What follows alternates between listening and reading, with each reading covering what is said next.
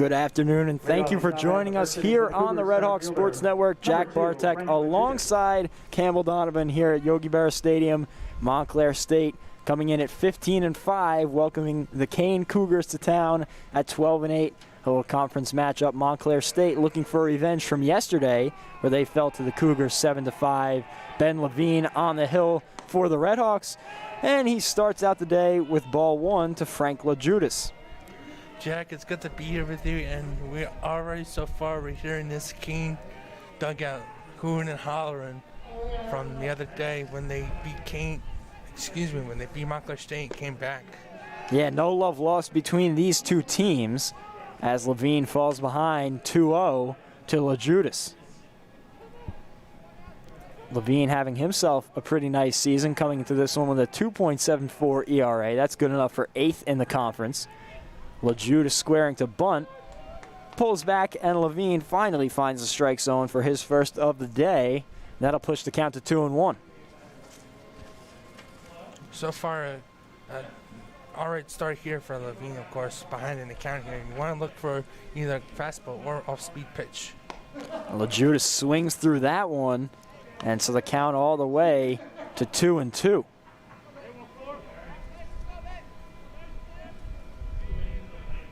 LaJudas this year, .389 hitter. He started all 19 games that he's played in. Looking to get things started for the Cougars. It'll be Tim Huxon and Christian Pallone to follow. The 2-2 pitch, swung on, grounded to second. Havner's there, makes the play, throws on to first in time to get LaJudas, and so one batter and one out for Ben Levine.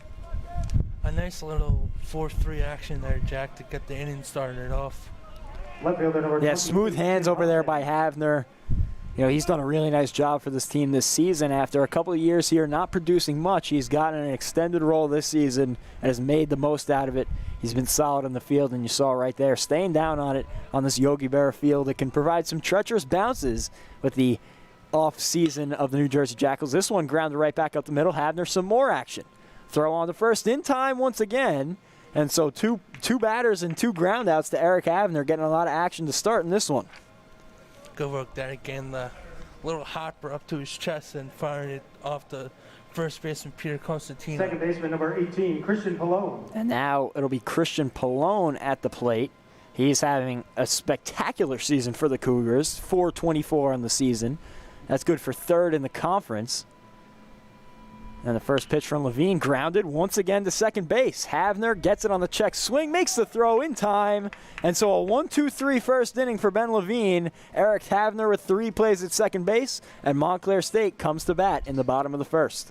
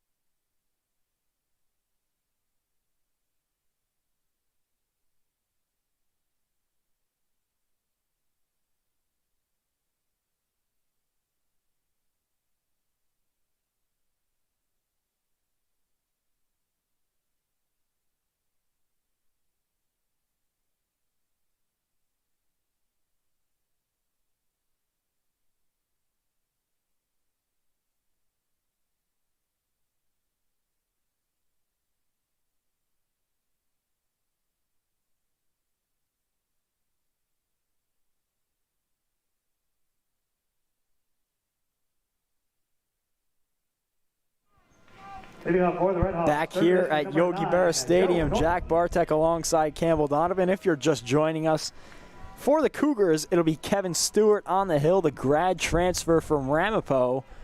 And he won the NJAC Pitcher of the Year for the Roadrunners back when he was up there. In his second year at Kean, due to the blanket year of eligibility, due to the pandemic shortening the season last year, and he's done some job with the Cougars, a combined 1.85 ERA in his time here, and he gets ahead on Joe Norton, 0-1. Like you said, of course, and 0-1 here for Norton. And Stewart, you're going to find a lot of fastballs and off-speed pitches. You could already hear the popping of that glove. That one inside for ball 1. He can really throw, though. He's up there on the strikeout list. He's up there on the ERA list in the conference. Just another part of this dangerous Kean rotation as Norton behind on that one shoots it foul down the right field line. Now, if there were kids here, they'd be chasing for those foul balls. I'll tell you what, this Kean rotation, it probably, if not the best, maybe second best behind Rowan, but they got some of the top arms in the conference, and that will make them dangerous come playoff time. I was talking to Coach Lorber about it the other day, and he said, we're going to approach it like we approach any other game. The 1-2 pitch, Norton's up the middle. DeForge gets over to it, but won't make a play, and so Joe Norton pulls into first with an infield base hit. And so Kevin Stewart, one batter in, loses the no-hit bid. Designated hitter number 17, Miles Feaster. Ironically enough, it was Nolan Rowan going yesterday for the Cougars against Montclair State. He threw a no-hitter last week, made the Division III Team of the Week, and he came out and pitched yesterday against Montclair State. Norton running the hit and run. That one falls in right field. Norton's going to pull into third easily on the perfectly executed hit and run. Miles Feaster, great job at the dish.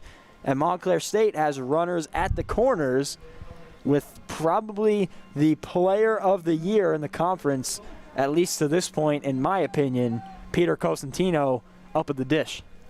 Like you said, Cosentino with 7 home runs and The first up baseman, there number 27, batting Peter Cosentino. 467, tied with Joe Norton runs, leading with hits, doubles, home runs, RBI. Everything. Just everything. I'm going down here. I want to say individually, but it's just everything besides anything. But he's just been an offensive force.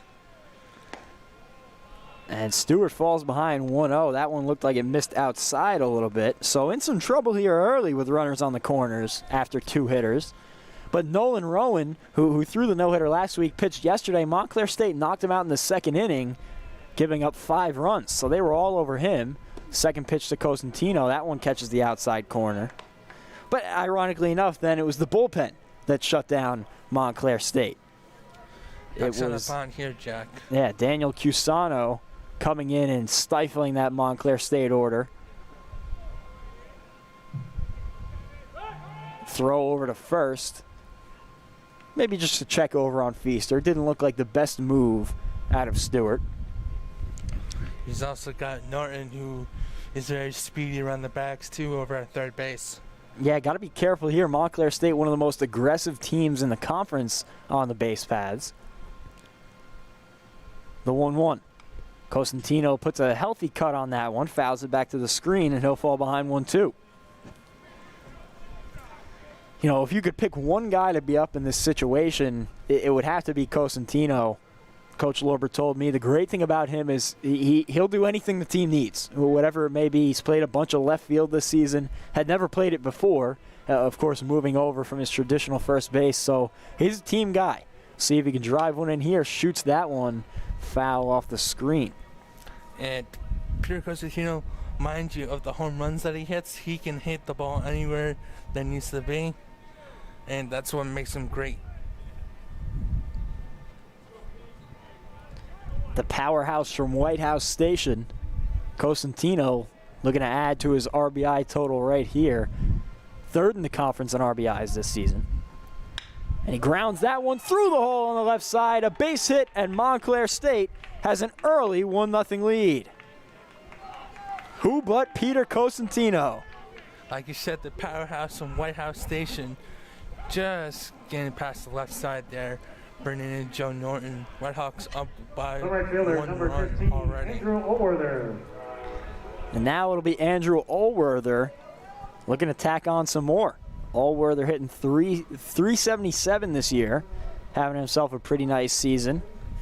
He's got 19 RBIs to go along with it. And now he's got a duck on the pond at second. Runners at first and second. The infield a double play depth.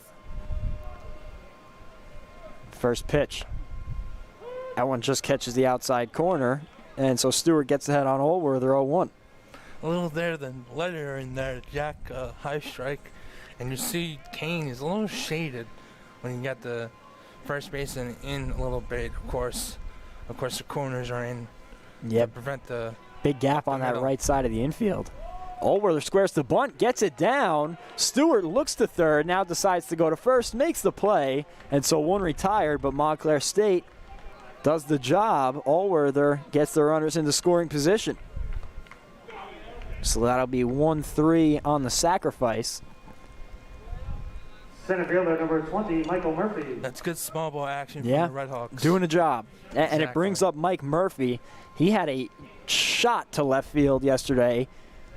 A 2-run home run for Montclair State. So possibly Coach Lorber looking to feed the hot stick and put 2 in scoring position for Murphy. First pitch from Stewart. That one up high, misses for ball 1. When you have a lineup that is consistent on hitting, whether it could be the long ball or just getting hits up the middle or anywhere in the field, or playing the small ball factor, they're just consistently hitting the ball. That's what you want. The 1-0. Murphy all over it, fouls it back to the screen. One thing about Stewart, I mean, he's done a good job, 1, getting ahead, and 2, pounding the zone. He's thrown 13 pitches, 11 of them have gone for strikes. It's just Montclair State is right on it. They're just attacking the baseball. Stewart's last start against the Redhawks in 2019 for Ramapo, he really stifled this lineup. So it just goes to show the difference as that one punched foul over near the Yogi Berra Museum. So a big spot here for Murphy, 1 and 2. Jason Moore is on deck if Murphy can't get the job done. If I'm Murphy, I would just attack the baseball, anything you can. The 1-2 pitch. Again, fouled off to the right side. Nice approach here from Murphy. I mean, this is exactly what you would want to see in a 1-2 count against a solid pitcher like Stewart that's pounding the zone like he is. You know, all you could do is foul some off and get yourself to a pitch that you like. And you're adding up to that pitch count, of course. Yeah. And obviously that bullpen, Chusano, came in and did most of the work yesterday for Kean, but you'd like to get into that bullpen, especially with the year Stewart's had. The 1-2 once again. This one just misses down low. Moves the count to 2-2, and you hear the Montclair State dugout getting in on the chirping as well. No love lost between two teams near each other, separated from 10-plus miles. Stewart toes the rubber, the 2-2. Popped in the air to center field, a mile-high pop-up. Looks like LeJudas has it lined up. The throw will go to third, so Feaster will come in standing up, and the lead is 2-0 Montclair State. A wise play by LeJudas to keep Cosentino at second. And so Murphy does the job. Gets the RBI. And it'll be Jason Moore looking to move Cosentino home. Jason Moore. That's a good base running there from Feaster. Gets that call, just sprints up 90 feet, of course. So we'll see if Jason Moore can get the job done here for the Redhawks. The junior out of Westchester, Pennsylvania, swings through the first pitch from Stewart and falls behind 0-1.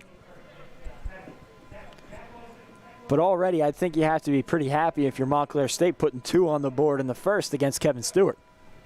Yeah, exactly. And attacking those fastballs, too. You see a little trouble with the fastball that Stort's having. A nice one there, catches the paint, and Moore is quickly behind 0-2. Moore was the extra innings hero against Stockton a couple of games back, hitting the walk-off home run in extra innings. See if he can provide here. 0-2, 2 away. Costantino at second.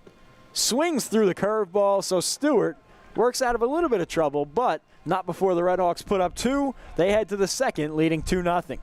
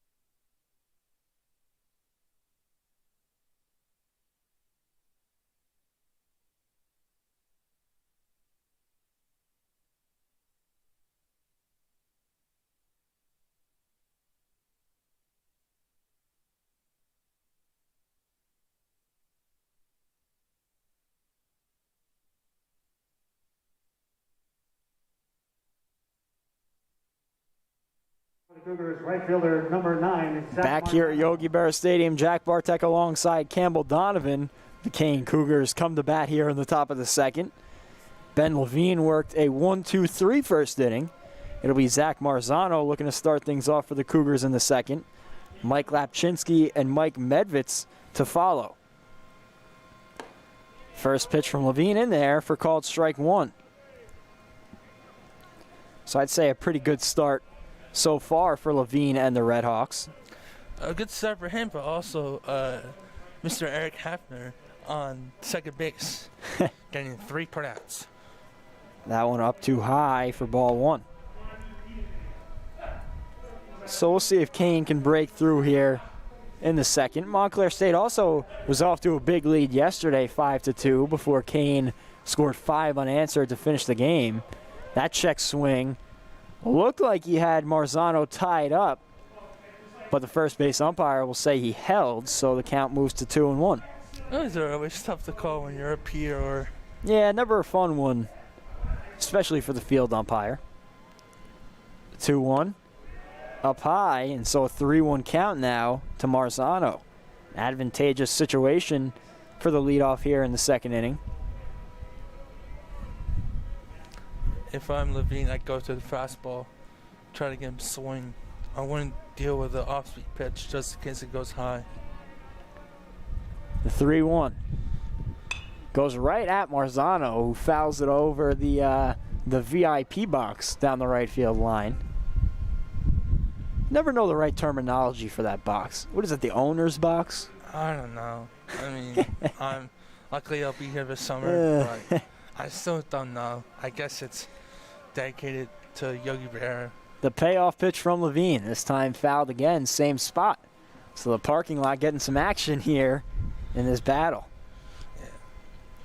Parking lot's a good space to hit the baseball, or here in the main concourse. At least anywhere. So we'll run it back 3-2 between Levine and Marzano. Swung on and missed. Marzano goes down on strikes, and Levine has his first strikeout of the day. The high fastball. That's a I love it, attacking him, going right at him. little And elevated. he gets the K. Levine looks like he got an extra pep in his step today, maybe coming off of yesterday's game. The first pitch here lined on the first base line, just foul. Lapchinsky all over that one.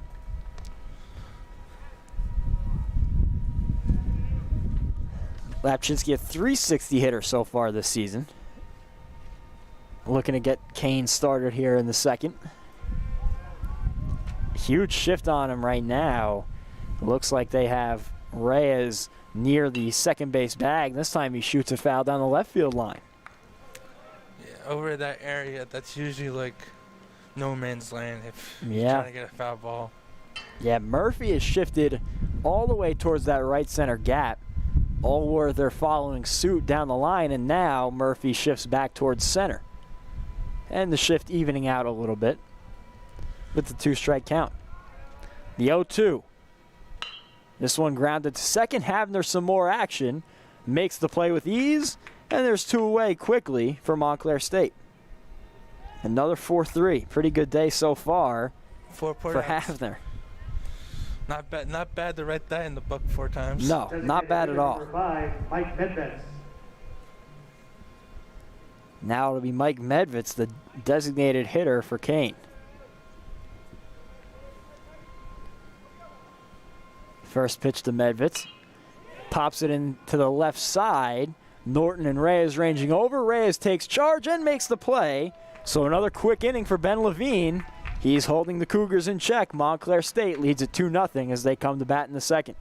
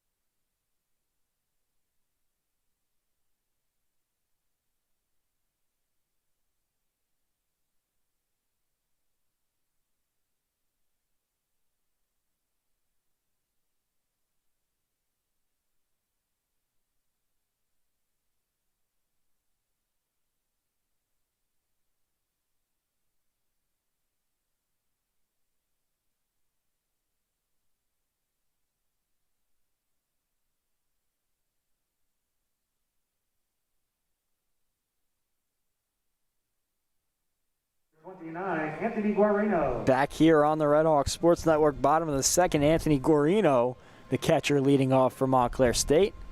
Stewart's first pitch catches the outside corner, and Guarino is behind 0-1. Guarino, native of Bergen County's Hackensack, New Jersey, and a alum of St. Mary's. St. Mary's, of course. Fouls that one back 0-2. Had a battle my senior year against St. Mary's in the Bergen County tournament. You sure know a lot about that one, Jack. I certainly do. The 0-2 to Guarino in the dirt, so ball 1. It'll be Havner and Reyes to follow in the bottom of the second, and all the way back to the top of the order if they can keep it going. Stewart looking to settle in after a tough 21-pitch first inning.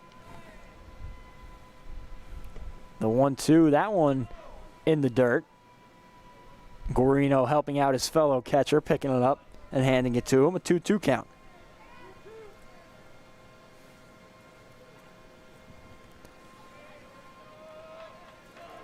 So we'll see if Stewart can get the first out here, unlike he did in inning 1. Guarino shoots it down the line. That one's a fair ball. Taking a wide turnaround first. He's going to head for 2. Marzano a little bit of trouble handling it, and Guarino's in standing up at second with a leadoff double.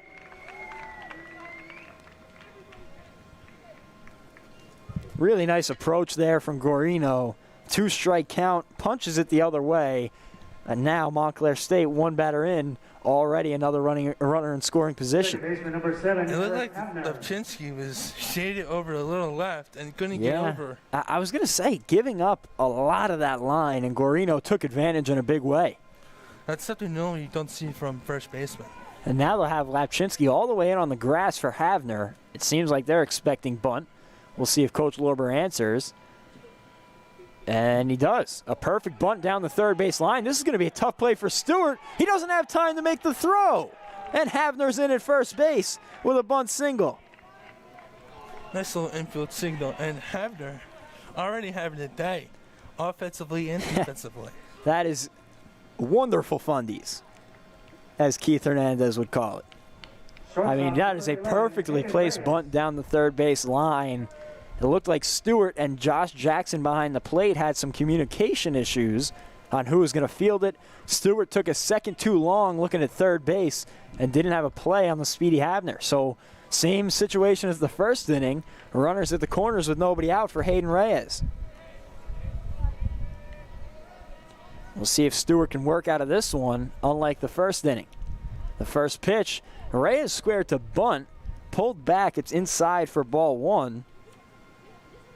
And so we'll see if Coach Lorber is really thinking squeeze here, or if that was just for show on the first pitch. I wouldn't, because you see a gap between the first and second baseman. The 1-0. Reyes squares again, this one in the dirt, so Stewart having some trouble putting it over the dish here. Falling behind 2-0 to Reyes, who is seemingly giving himself up, squaring to bunt on the first two pitches. You got runners on the corners, so obviously you're looking at trying to get a double play ball here. This time throwing over to first, not nearly in time to get Havner. Didn't look like they were planning on it either. Might be a setup move, something to keep an eye on. Again, we said it in the first inning, Montclair State very aggressive on the base paths, so don't rule anything out here with Havner at first and Guarino at third. The 2-0 to Reyes. And that one just catches the black for strike one. Might catch the top side of the zone there, too, outside corner. And he needed that one badly. So now a big 2-1 pitch. It'll be Joe Norton on deck. He singled and scored a run in the first inning. And then Miles Feaster to follow. Reyes squares to bunt. This time fouls it off down the first baseline. So now a 2-2 count to Reyes. It seems like they had the bunt in mind. It looked like a safety squeeze. Didn't look like a suicide squeeze, obviously, as Guarino was not running down the third baseline. I mean, maybe just looking to move the runner over from first base. Obviously, if you want to, of course, squeeze it down the first base line. The 2-2. This one lined into left field, a base hit. That'll bring a run home. Montclair State will have first and second for Joe Norton as they take a 3-0 lead. That is a good piece of hitting from Hayden Reyes. And you got to love the approach here for the Redhawks with 2 strikes. They have done a spectacular job 2-strike hitting. And now it'll be Joe Norton, who, like I mentioned, singled and came all the way around to score in the first inning. Some action over in the Cougar bullpen. And we'll see how long the leash is for Stewart.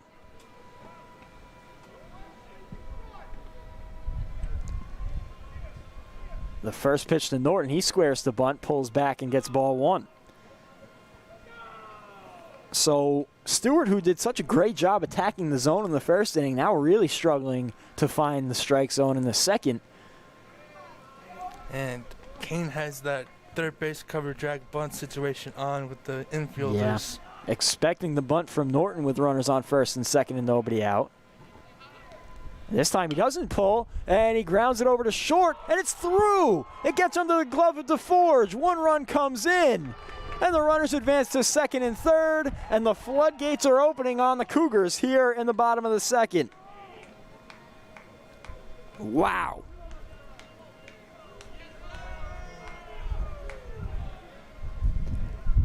And that is for sure going to be an E6. they were expecting the bunt, Designated hitter Miles Feaster. and it looked like DeForge, who was out of position, just wasn't expecting the ground ball. And so Montclair State leads it 4-0, and it's Miles Feaster with 2 in scoring position. The infield in for Kean, looking to limit the damage. First pitch to Feaster, up high and away for ball 1. It looks like it's a sophomore pitcher, Matt Baker, who has really ramped up his work in the bullpen now, getting ready in case Stewart can't finish the inning. And he looks like he's in some trouble at this point. He steps off now, and whoa, Montclair State bench wanted a buck, and I think they might have had a case.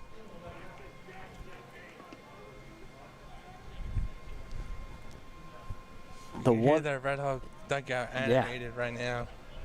The 1-0 to Feaster. He squares to bunt, pulls back, and it's ball 2. And Stewart is really laboring right now. It seems like anytime Montclair State squares to bunt, he can't get the ball in the zone. We'll see if he's able to bounce back here. Montclair State has already hung another 2 spot in this second inning. The 2-0 to Feaster. Instead, Stewart turns to throw to second. Not really doing anything to fool Norton as the infield is in. So second baseman Pallone had to essentially turn and run to second base to cover. The 2-0 to Feaster. Inside, just catches the zone for strike 1.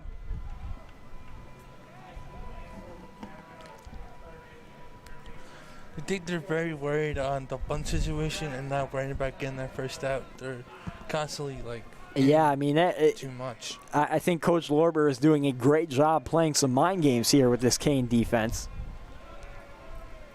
2-1 to Miles Feaster. Grounds it, chopped over the head of Dren Gorkaj.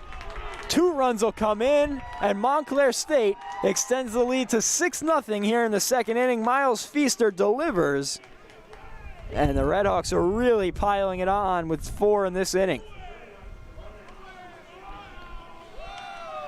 The unfortunate bounces of effects here at Yogi Berra Stadium takes a toll on Kean's infield. And that is the Baltimore chop off that hard infield. They're having a meeting on the mound. It doesn't look like they're going to the bullpen just yet. But it looks like a pretty animated conversation on the hill. And Coach does not seem happy. We'll see what the verdict is. Baker doesn't look like he is in any rush to come in from that bullpen. And you see Coach scooping dirt off the ground so as to stay. You got to keep your glove down. It looks like he might be motioning it to Forge, who had that ground ball go through his mitt that really opened the floodgates on this inning. But he's back to the dugout. And so with nobody out, Peter Cosentino comes to the plate. He singled in a run in the first inning. And Feaster will be on first as the Redhawks look to start up another rally. I won't be surprised if he puts one out, puts his dugout into a frenzy. And the first pitch, and he pops it high over the booth. And that's going to hit the concourse. So Stewart ahead 1-0. He's already at 39 pitches on the day in the second inning. So it doesn't look like it's going to be an extended outing for him. The 0-1. Curveball misses up high, pushing the count to 1-1. And this Montclair State bench really feeling it now. The pitch count here, 38 for Stewart. And you could tell this is a game that the Redhawks needed badly as we approach the playoffs. 1-1, this time throwing over, checking on Feaster, but he gets back safely. That's what I miss about being in the dugout. Just the camaraderie. They are certainly riled up right now. It'll be a 1-1 to Peter Cosentino, the most dangerous hitter on this team this season. Catches the outside half and it's 1-2.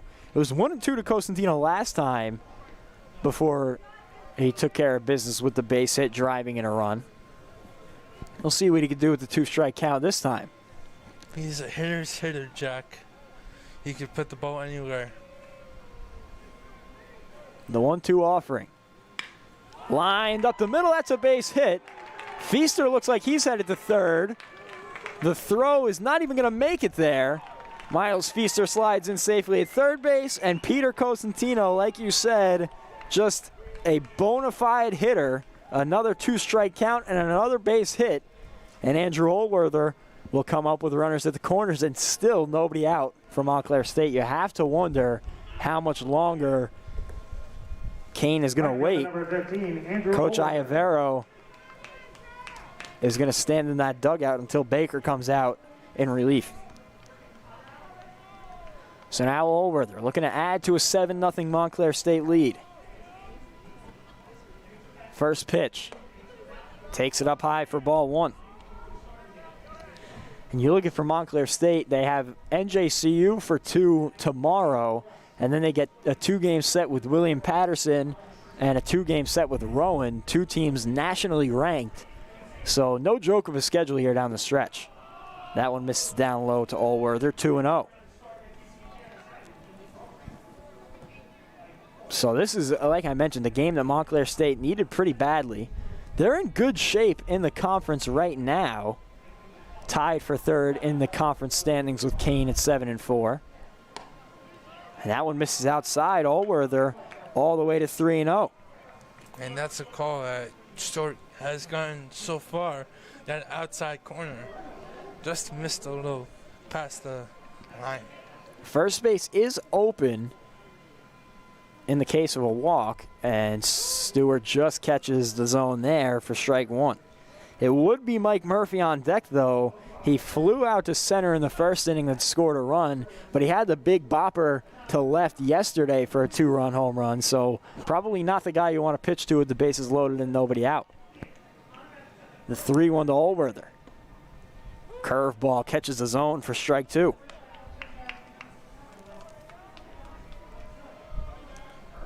Good job by Jackson to get those framing in, get those 2 strike calls, back-to-back curves. With the 3-2 count, I wonder if we'll see Costantino in motion at first base. Middle infield back, double play depth, throw over to Costantino. He's back in with ease. It's smart of Stewart to check. I feel like that's kind of, a given on a 3-2 count. You check on the runner. 3-2, nobody out. Peter Costantino at first base, Miles Feaster at third. Andrew Olwerther looking to tack on to a 5-run inning.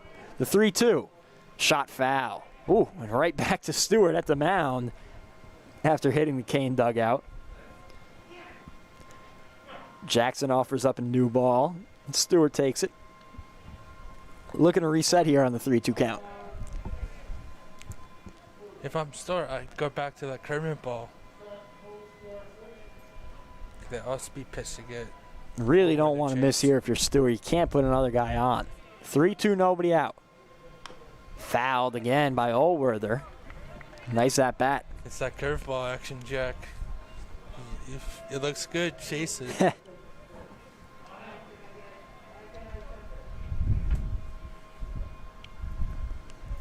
Montclair State has 5 in the inning, a 7-0 lead through 2 here at Yogi Berra Stadium. The 3-2 pitch to Olwerther. Up high, he misses, walks Olwerther, and the bases will be loaded with nobody out for Mike Murphy. Center fielder number 20, Michael And Murphy. Kevin Stewart is not doing himself any favors right now.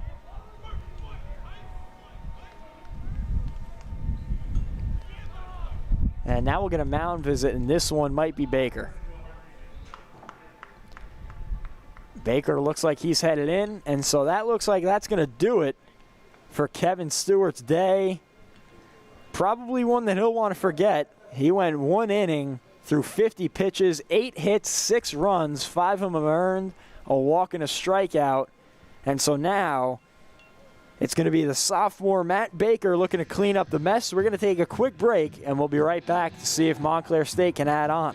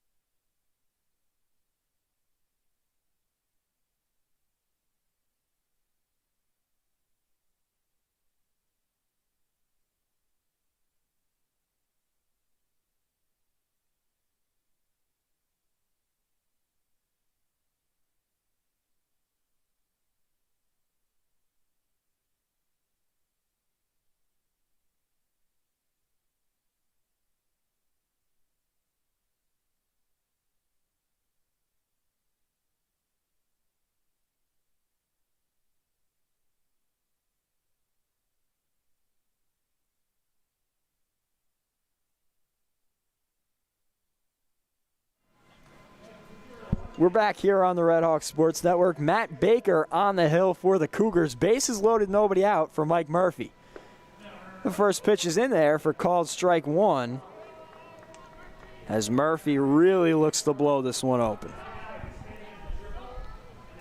He had a great day yesterday,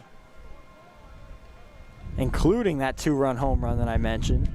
Also had a double that scored a run. We'll see if he can add to a great series. Second pitch inside, but it catches the paint. And so now an 0-2 count to Mike Murphy, and this out would go a long way for Baker. Paint the corners there, Jack.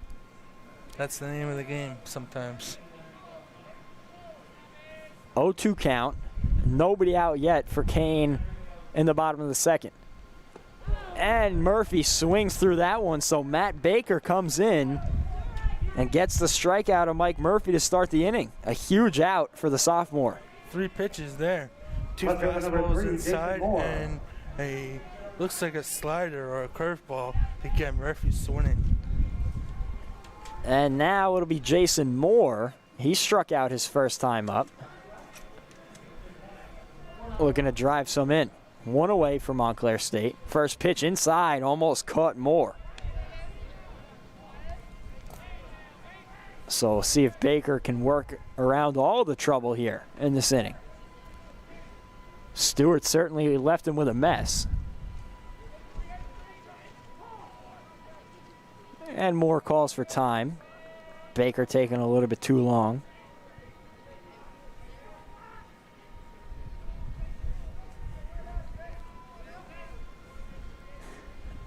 Baker, the sophomore out of Old Bridge, New Jersey. Handcuffs Moore right there, but it's a called strike, pushing the count to 1-1. He's appeared 4 times this year, a 12.46 ERA, giving up 6 earned runs in 4 1/3 inning. The 1-2, this one poked down the right field line, just foul.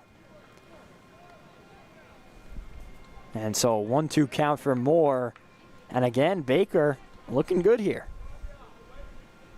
Trying to limit the damage that Montclair State was able to tack on to Stewart's day. Well, Montclair State doing damage, pun intended, and Baker's getting that inside strike call so far. 1-2 pitch to Moore. On the way. Pops it up over second, and that one's going to fall for a base hit. 1 run comes in. Cosentino slides home safely, and Montclair State opens the lead to 8-0. Really nice piece of hitting there by Jason Moore, and the 2-strike count poked one into center field just in front of Frank LaJudas. And the wheels are falling off for the Cougars. Catcher number 29, Anthony Guarino. So now it'll be Allworther at second, Moore at first. Montclair State has batted around here in the second inning. And Guarino, who started this all with a leadoff double, looks to tack on. First pitch swings through it. It'll be fouled off the glove of Jackson. There goes my book for the day.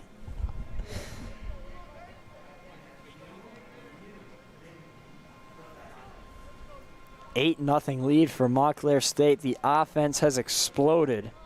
Probably the only thing hotter than the pop-up dumpling bar in the Student Center on campus today. Guarino shoots one down the line, and that's going to go foul into the bullpen. What a mention. That was something that was already talked about today.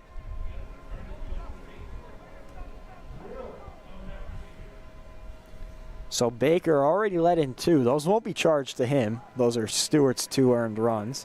The only runner he's responsible for standing at first base right now, but looking to get out of trouble before it gets that far. The 0-2. That one misses outside, so Guarino staying alive.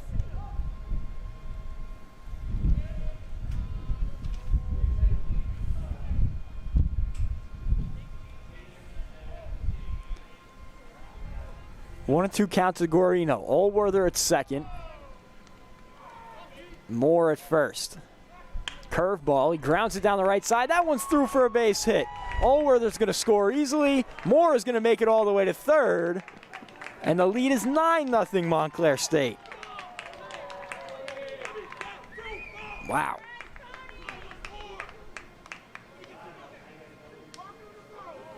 Anthony Guarino 2 for 2 on the day. Tack on an RBI there. And things are going as planned for Montclair State.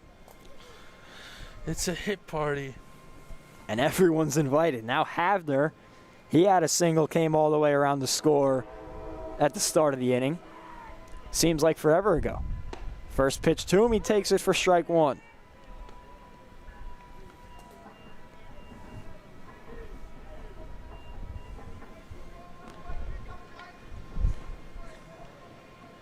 And so just more runs tacked on to Kevin Stewart's day. A tough one for him. And that ball in the dirt, that's going to go all the way to the backstop. Moore is going to score standing up, and the lead is 10-0 Montclair State. Guarino advances to second. Another run has come in. That one's got to be a wild pitch, you would imagine.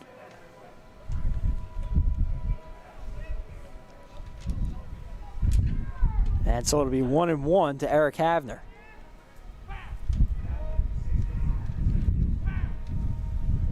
And they will score that a wild pitch, Jack. And rightfully so. The 1-1 misses high to Havner.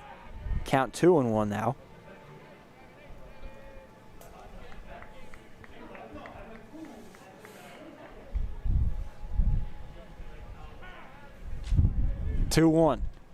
This one lined in the air to center field. LaJudas moving over and makes the play, although he makes it look pretty difficult. That wind flying around out there. And so finally 2 retired for the Cougars. Havner almost had himself an extra base hit there. Shortstop, Hayden Reyes. But a nice job by LaJudas to track it down. And it'll be Hayden Reyes left to bring in Guarino. Reyes singled in a run and came around to score earlier in the inning. Looking to add another RBI to his day.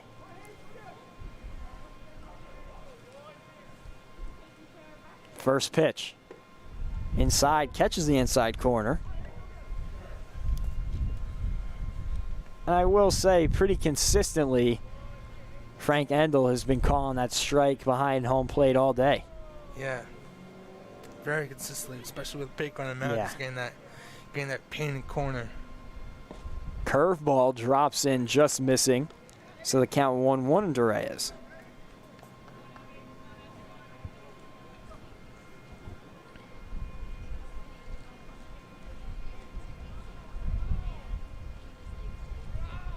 One count. That one misses outside. Nice frame attempt by Josh Jackson behind the plate. But no Deese, and the count stretches to 2-1.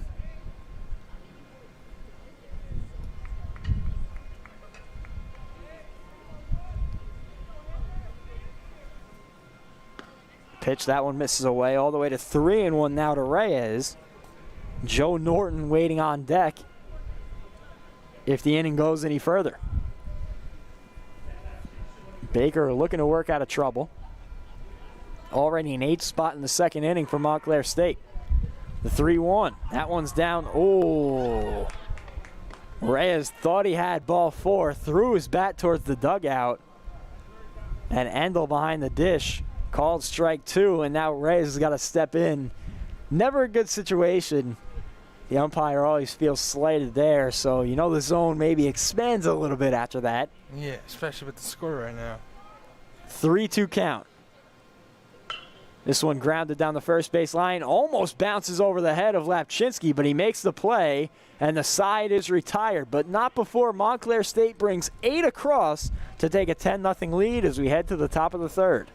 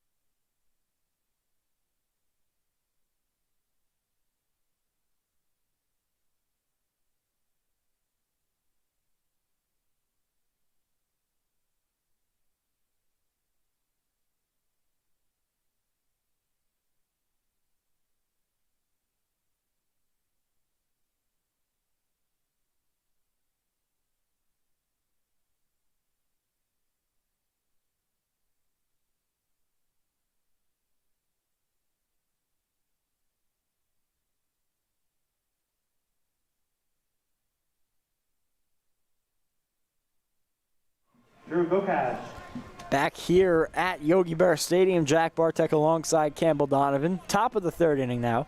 A long wait on the bench for Ben Levine. We'll see how it impacts him.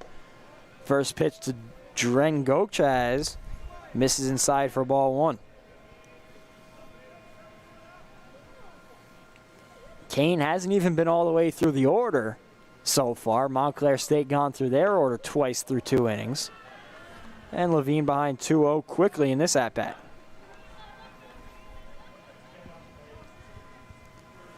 Kean certainly has their work cut out for him, trailing 10-0 in the second inning. The 2-0. That one catches the inside half. 2-1 count. So Levine snapping off 3 straight curveballs coming off the bench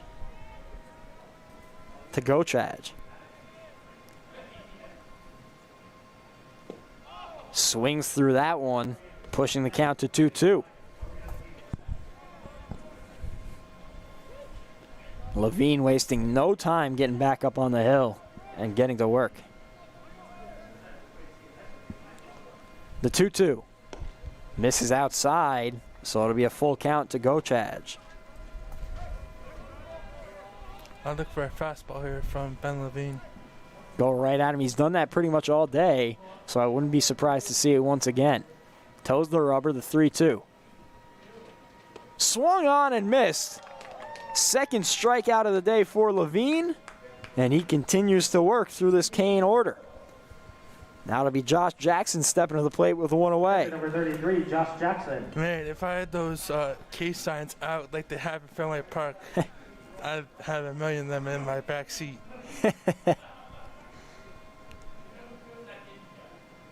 First pitch to Jackson. In there for called strike one. Levine really has the off-speed stuff going right now.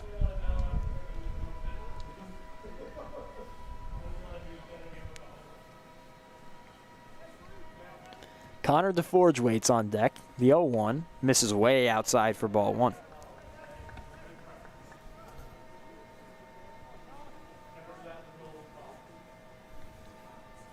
Jackson looking to get things going offensively for Kean.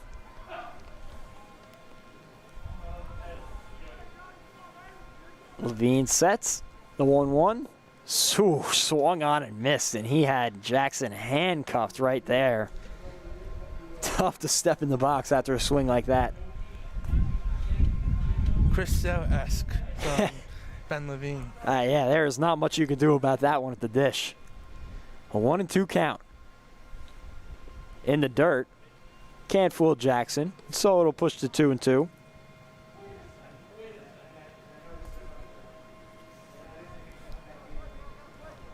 Looking around the NJAC, TCNJ beating Rowan right now, surprisingly 5-1 in the top of the fourth. That would be good news for Montclair State or Kean, depending on who ends up higher in the standings. The 2-2 from Levine snaps off a curve up high for ball 3, full count. William Patterson only a 1-0 lead over Rutgers Newark in the bottom of the third, so a little bit of a surprising number right there. Ramapo beating NJCU 4-3 in the top of the third, and Stockton tied with Rutgers Camden 3-3 in the bottom of the fourth. We'll keep an eye on that one. The full count from Levine misses high, and Kean has their first base runner of the day as Jackson heads to first on a walk. Shortstop number 11, A Connor little DeForge. out of control there from Levine, and just get the first base runner for Kean here today. And now we'll see a mound visit. I believe that's pitching coach Casey Gaynor out to talk to Levine. He's looked pretty sharp so far. It looks like they will get some action up in that bullpen. So Marco Montero heads out there with his gear to catch a warm-up. And we mentioned it. That was probably, we'd have to get the official number, but that was probably a 25 to 30-minute inning for Montclair State in the bottom of the second. And although it's a pretty nice looking day, it's a chipper, probably 52, 53 degrees out here with a good breeze. You could see the American flag out in center field, waving pretty sturdily towards right center. So, it's not the nicest day to throw, and Levine had to sit a long time. And he had the wind here on mics as well. Damn. But now it'll be Connor DeForge looking to create some sort of a rally for the Cougars. Jackson at first. Levine working from the stretch for the first time today and gets ahead 0-1 on DeForge. It doesn't seem like that Montclair State bullpen is in any hurry out there, so I think they feel okay with Levine as the 0-1 delivery up high. But you also got to look ahead. You got some big games coming up this week. And Levine pitching the way he has, you're probably going to want him to go at some point next week, so maybe want to limit that pitch count. The 1-1 shot down the right field line, foul into that Kean bullpen. So DeForge behind 1-2. Montclair in double play depth with the two corners in, of course. Yeah, I'm sure Levine would love one of those right now. Frank LaJudas waiting on deck. The 1-2 pitch. Curveball in there, called strike 3. Ben Levine snapping one off. Mark that down in the book. Nasty curveball. Third strikeout of the day for Levine, and it'll be left to LaJudas to keep the inning going. Fielder number 2, Frank LaJudas. A really nice day so far from the sophomore Levine. He says his favorite athlete is CC Sabathia. As he misses high, ball 1 to LaJudas. Maybe some Sabathia-esque stuff today from the sophomore. With the slider and the curve and the fastball, not surprised there. That one in there for called strike 1. He says his favorite movie is Moneyball. He's had some stuff today that would make even Brad Pitt turn a side eye. 1-1 pitch. Swung on and missed from LaJudas. Another 1-2 count. Levine looking to work out of a 1-out walk.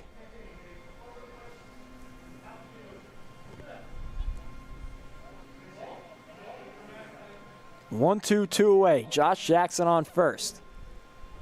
Levine set. Delivers. Outside for ball 2. Guarino wanted that pitch. He thought about strong one. Yeah, and you look at the Montclair State bullpen right now. They sent out Montero with a pitcher with a sweatshirt on. No action. So I don't know if they were just out there to prepare.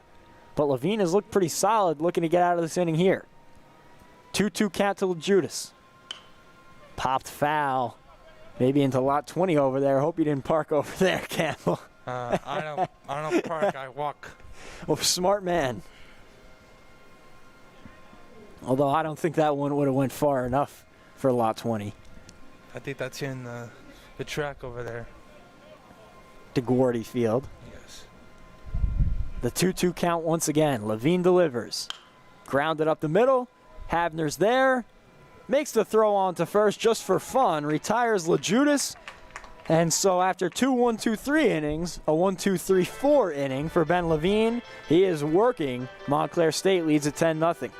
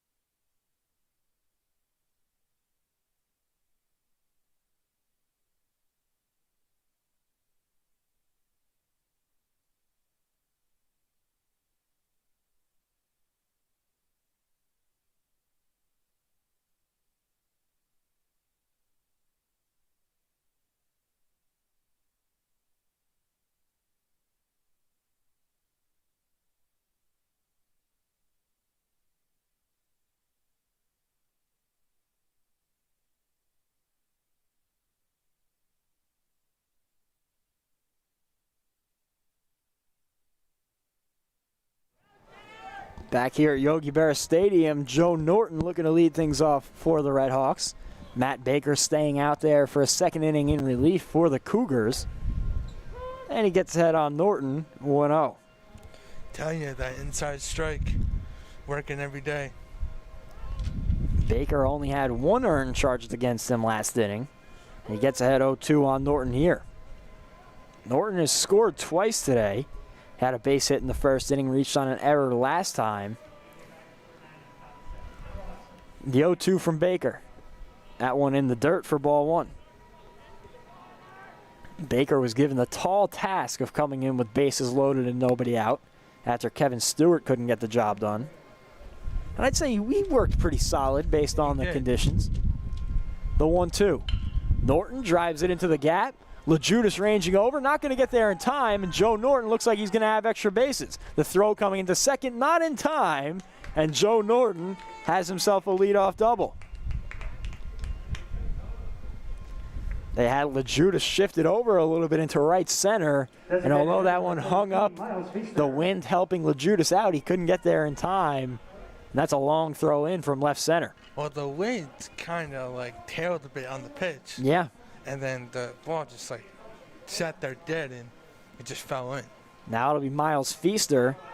He has 2 singles, 2 runs scored today, and he pops one up into left center. Looks like this one's going to be handled by Tim Huxon. The wind doesn't help him, and now Norton's tagging, slides into third. He's out at third. A great throw from Tim Huxon, and a huge double play there for the Cougars. Mark it at 7-5. Really nice job by Huxon on the throw. That was right on the money. First baseman number 27, Peter Cosentino. And now it'll be Cosentino with 2 away, looking to start things up once again for the Redhawks.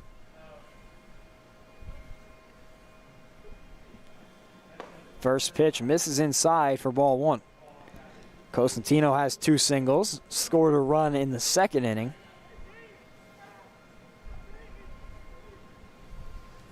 The 1-0, fouled off down the right side into the picnic area. No one eating today in the picnic area. Not until this summer. You never know. People could be there. 1-1 to Peter Cosentino. Just catches the lower half. 1-2 now. I'm always, I mean, a 7-5 there, but it'd be a 7 unassisted 5. Yeah. Double play. I don't know how they able to put that in the book. This is the third 1-2 count from Cosentino. Singled both of the last 2 times. This time he takes ball 2 and forces the count to 2-2. So we'll see if he could work out another 2-strike base hit.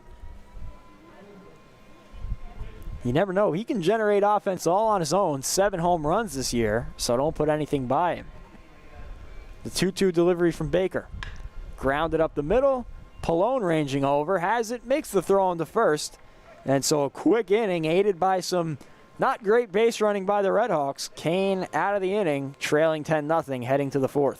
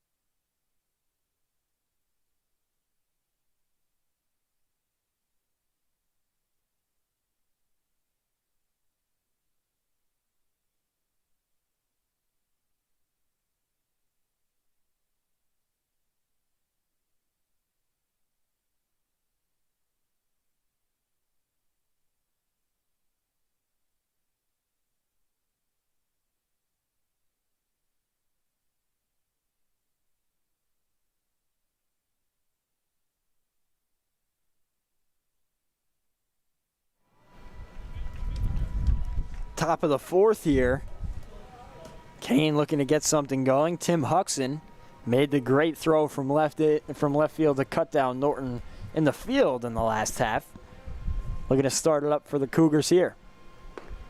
Takes the first pitch, a strike one on the outside. Ben Levine back out there for Montclair State. Still nothing imminent happening in the Redhawks bullpen, so it looks like they feel comfortable with Levine out there. Breaks off another curveball, that just missed. But Levine has been dealing so far. Only one base runner by way of Josh Jackson on the walk last inning. The 1-1 grounded up the middle. Havner ranging over. Can't get a glove on it. It's through into center field. Murphy fields it. The first hit of the day for Kean comes the second time through the order. And now we can breathe and relax. Second baseman number 18, Christian Pallone. And it'll be Christian Pallone. Probably not the guy you want to see here with a man on base if you're Montclair State. Pallone has had himself a very nice year.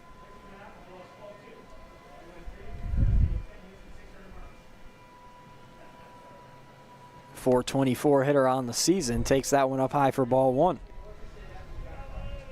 It's going to take a lot more than just one batter to get the Cougars back into the game, though, with a 10-0 deficit in the top of the fourth. Montclair State looking to split the series with Kean. The 1-0 misses high for ball two. Montclair State has lost the last 5 to Kean. And they've lost 6 out of the last 29 meetings against the Cougars. So it's been all Kean the last couple seasons. That dates all the way back to 2008. Count now 3-0 to Pallone. But I'd say this program is in a much different state right now under the direction of Coach Dave Lorber.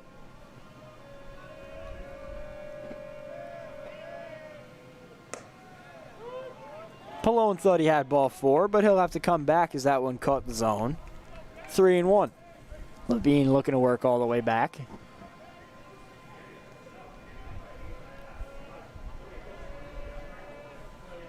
The 3-1 count. Second one in there for called strike 2. Pallone back-to-back frozen. Looked like he left the 10-pin on the lanes. Yeah. And you know the home plate umpire never likes getting shown up on that ball strike call, potentially ball 4, the 3-2 count. That one misses high, so Pallone ends up getting the free pass anyway. But I've always wondered that on any 3-ball count, why you wouldn't wait until the call from the home plate umpire.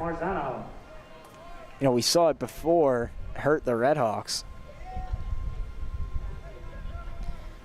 It'll be Zach Marzano here with 2 runners aboard, looking to make something happen for Kean.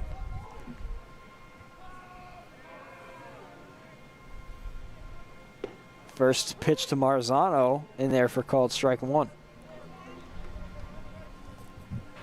It's really the first trouble Levine's been in all day with nobody out here and 2 runners aboard.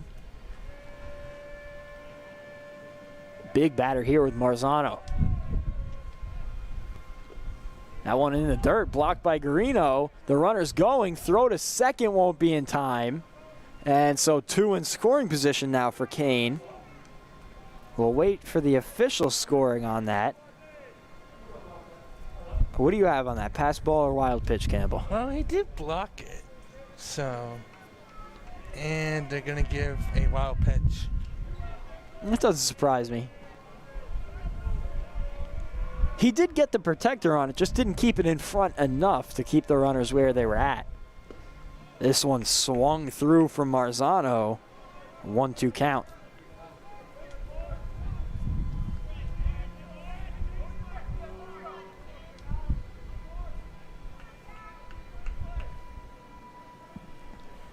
So now Levine, 1-2. This out would go a long way for him, keeping the Cougars off the scoreboard. Curveball, ground that out to second. Havner has it. gets the out at first, but a run comes in for Kean, and they are officially on the board. No mistake there from Hafner, but of course, Marzano gets the RBI. First baseman number 19. Yeah, and you can't be mad. With a 10-run lead, you'll trade a run for an out. I would feel pretty okay saying that. Mike Lapchinsky at the dish now. He grounded out to second his last time. You could probably pick anybody in this order, and they've grounded out to second at some point in this game. This one misses up high for ball one. Literally, the entire top 5 hitters in the order have grounded out to second at least once in this ball game. The 1-0.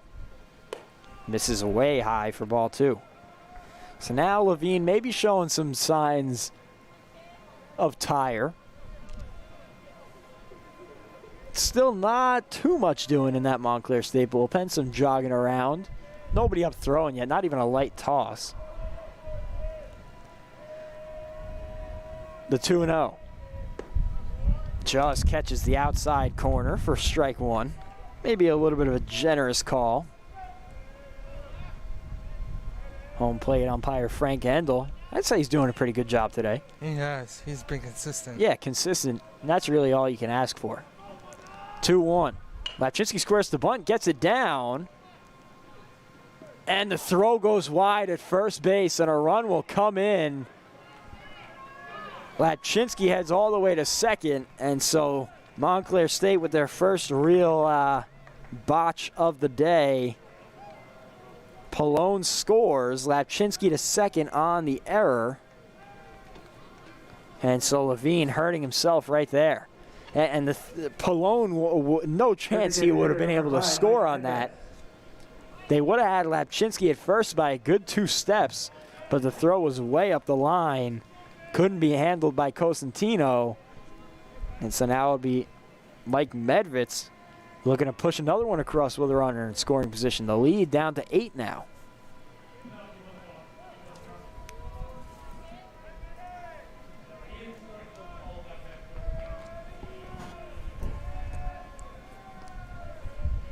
First pitch to Medvitz. Up a little high, misses for ball 1. Now you see some life in that Kean dugout, and that's the worst thing. The lead's still 8, pretty far out of reach, but you're giving life to the Cougars, which they did not have prior to this inning. Something you don't want to do for Montclair. Curveball in there for called strike 1. And the other thing is you got 2 more tomorrow against NJCU. You probably don't want to go too far into that bullpen, so you'd like to ride Levine here for... you probably would have liked to get at least another inning out of him, but now there's some throwing up in that bullpen. Medvitz gets a piece of this one, fouls it straight back, 1-2. But it doesn't look at this point like Levine is going to go any further past this inning. Still had a really nice outing if he can keep it here. 1 hit, 2 runs, only 1 of them earned. 2 walks and 3 strikeouts. Looking to add to the strikeout total, 1-2 pitch. In the dirt, nice block by Garino to keep Lapchinsky at second.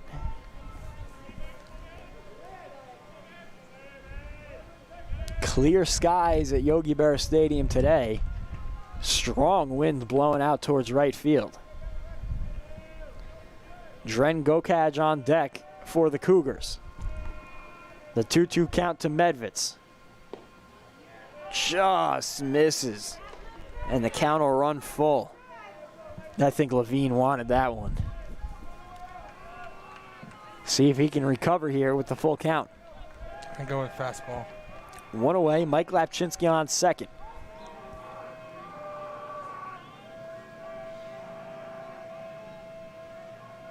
(3-2). Misses away. Another walk for Levine. And Kean has 2 base runners once again.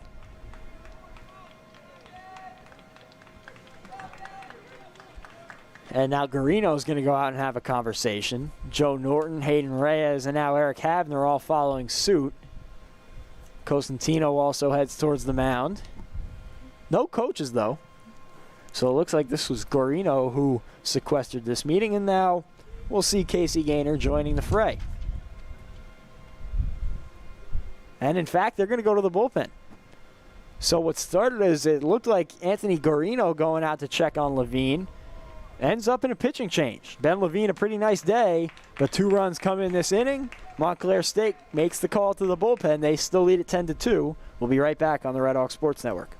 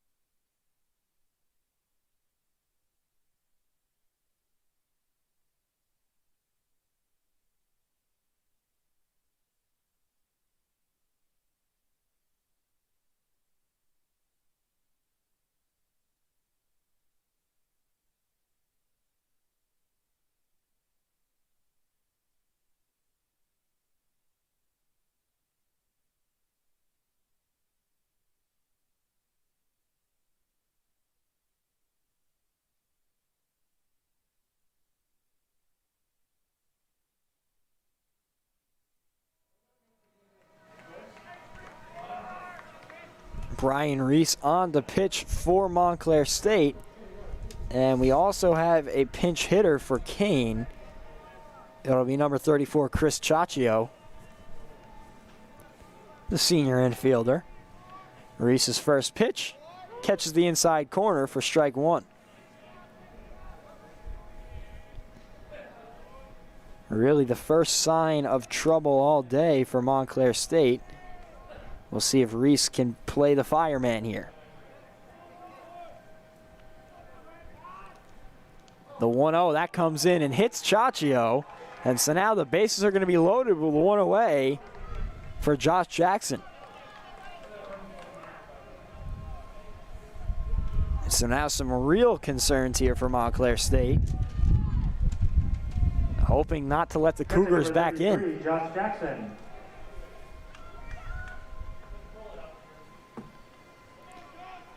Josh Jackson, bases loaded, 1 away. First pitch from Reese. Inside, strike 1. And I'm sure Reese would love a double play ball right here. The catcher, Jackson, not the speediest runner in the lineup for the Cougars, so always a possibility. The infield is back all the way around for Montclair State. The 0-1. The curve drops in up high for ball 1 to Jackson. Didn't miss by much.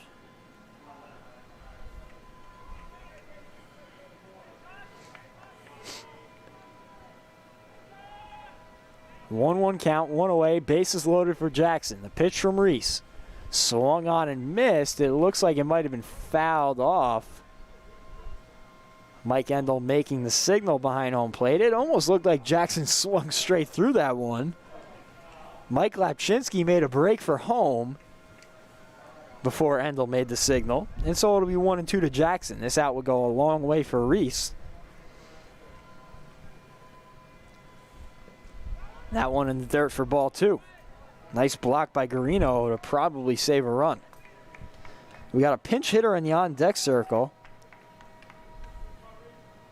Christian Corcione, the sophomore infielder, looks like he would come to bat if Jackson can keep the inning going. So Kean dipping into the bench with this 8-run deficit. The 3-2 pitch. Did Jackson offer at it? It looks like he did not, and the count will extend to full. Carousel in motion here, Campbell. Only one out. I wouldn't if I was Kean, personally. These runs mean nothing with an 8-run deficit. The 3-2. Inside ball 4, and Reese walks in a run. That is not great.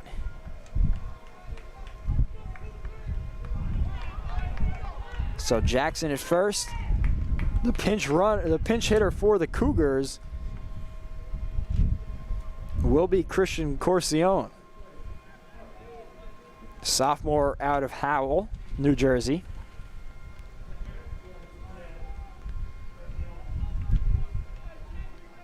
Pinch hitter number 23, Christian Corcione. So we'll see how they handle these changes defensively, but Corcione right now trying to make an impact at the dish. Only a 7-run game now. Bases loaded and 1 away. He takes strike 1.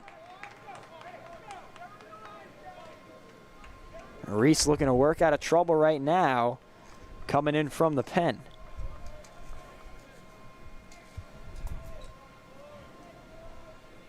The 0-1. Line to third. Handled by Norton. Steps on the bag. Throw home. The tag is made. It's a double play, and Montclair State gets out of the inning. What a heads-up play by Norton, stepping on the bag, throwing home for out number 2, and Brian Reese, with a little bit of help from the field, gets out of trouble. 3 runs in for the Cougars, but it's still a 10-3 lead, Montclair State.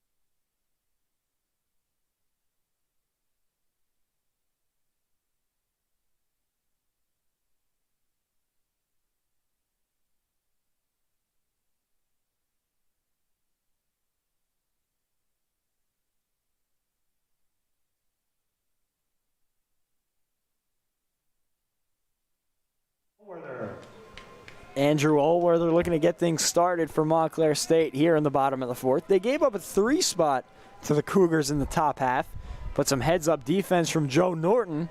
A double play got the Redhawks out of it. First pitch to Allworther, curveball misses on the inside half. Ball 1. And a fielder's choice the top half of the 4th inning. That was just spectacular. Really great defense from Norton. He's been solid there at third base all season long and makes a big play right there. The 1-1 to Allworther. Check swing, right back to Baker, has some trouble handling it, and Allworther is going to be in at first. I'd safely assume that's going to be an E1. Official scorer Mike Scala agrees with me. And Andrew Olworther is in at first base on the error.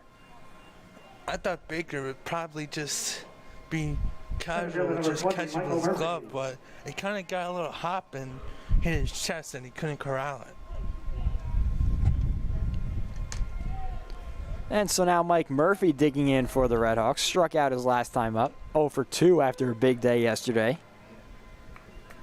Montclair State looking to get those 3 back from last half inning maybe.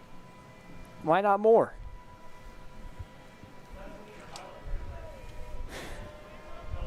Never too shabby, Jack. Never too shabby. The 0-1 to Murphy. Pops sky high in the air. LaJudas looks like he has it. He doesn't.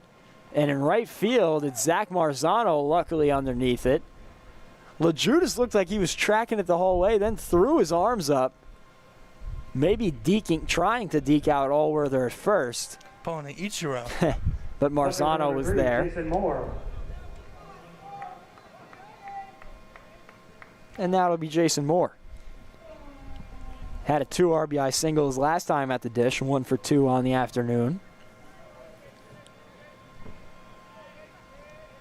Matt Baker continuing to do a pretty solid job on the mound, relieving Kevin Stewart. This one popped in the air to center field. LaJudas ranging over. Looks like he'll get to this one. And so quickly 2 away for the Cougars. Now it's Anthony Guarino. He's 2 for 2 with a double and a single. Has 1 RBI to go along with that. And a run scored. Looking to keep the inning alive. If he could, Eric Havner would follow.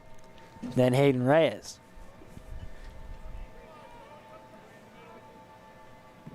First pitch from Baker. Inside, ball 1.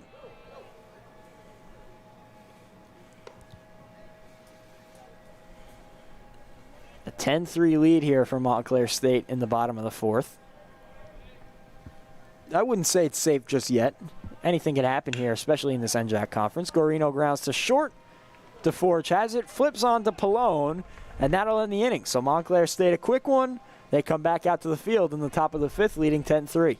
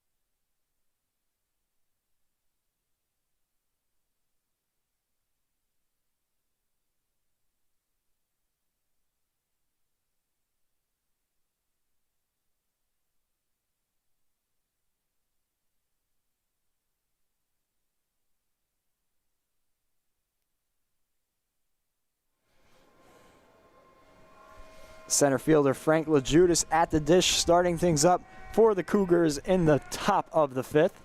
Brian Reese back out there for Montclair State. First pitch.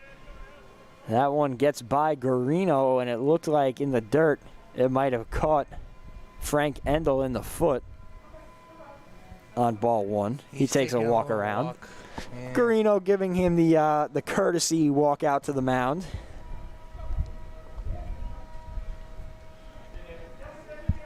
Hopefully he's all right. Looks like he'll be okay. LaJudas takes a look at him. And he's back in with the mask on.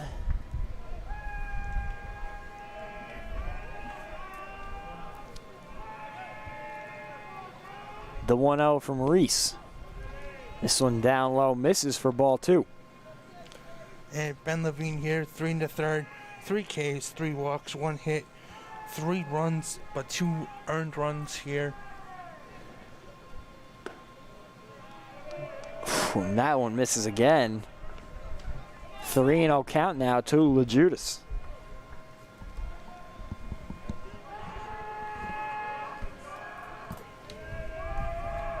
That one misses outside. A 4-pitch walk for Frank LaJudas. And if you're Reese, you got to be careful here. You don't want to let the Cougars get going again. The 3-run inning last inning, you can deal with it. You still have a 7-run lead. But now you you let them get hot 2 innings in a row. It's trouble. It's bad news. And you hear that Kean dugout hooting and hollering, getting very animated like they have been. It's still a 7-run lead, but anything can happen, Jack.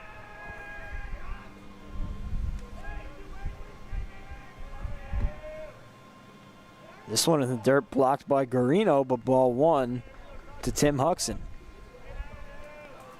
And so Reese looks like he's struggling a little bit up there to find the zone. Takes a second to collect himself. LaJudas at first, 1-0 count to Tim Huxon. Throw over, checking on LaJudas, but he's back with no problem.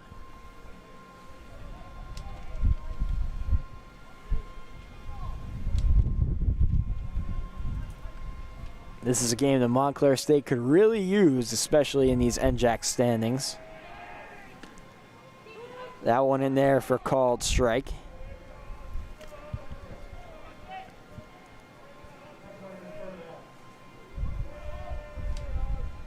Right now, they sit tied with Kean at 7-4 for third in the conference. This one right back to Reese. Could be a double play ball.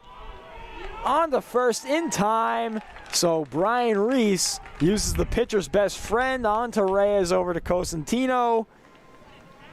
And a 1-6-3 double play ball. A huge help right there for Brian Reese. Wow. Just what the doctor ordered.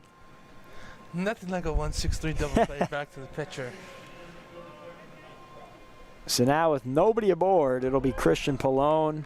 He walked and scored his last time up.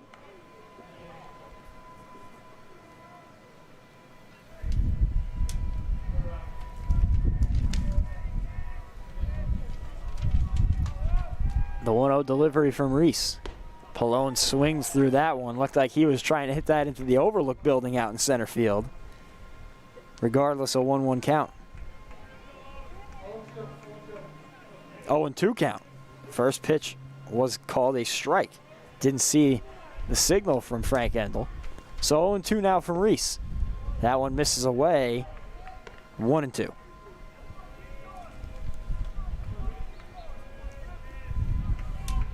Yeah, the 1-6-3 reminded of our pal Alex Grabiak in the split against our boy Jess Lipson on the bowling lanes. The 1-2 in the dirt. Pushing the count to 2-2. Scores around the conference. TCNJ still leading Rowan 5-3 in the 6th. Ramapo ahead of NJCU 7-3. Stockton beating up on Rutgers Camden 13-3. The 2-2 pitch. Swung on and missed by Pallone, and Reese, with the help of a 1-6-3 double play ball, gets the strikeout, ends the inning. Montclair State leads at 10-3.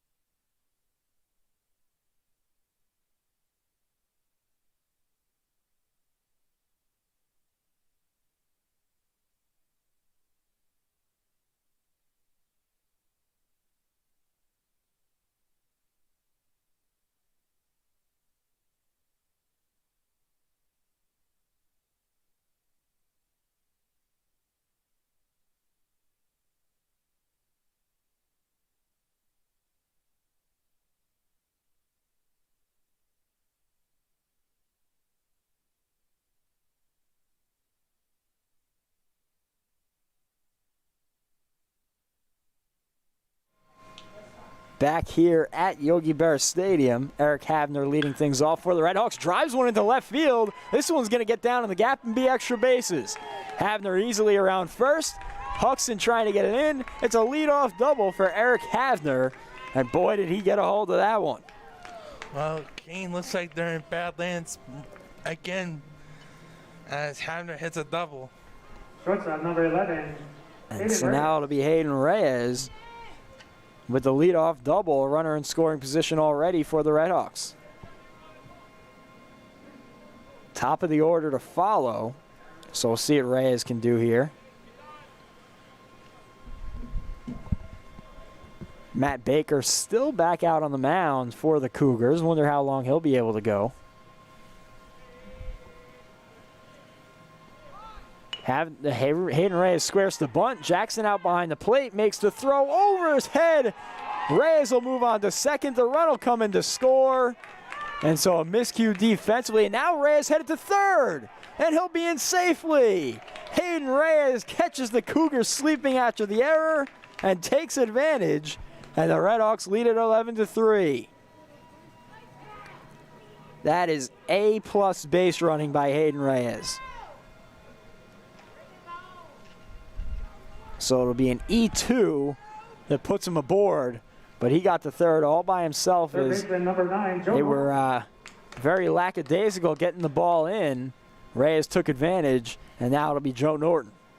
And Norton swinging on the first pitch, fouls it off into the seats. Infield in for the Cougars, looking to keep this one within arm's reach.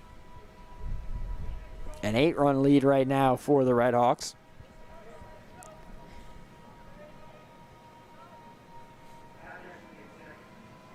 It's a pretty good job by the Cougars on the bunt. Pallone got over to cover as this one flown into right field. That's going to get down for a base hit.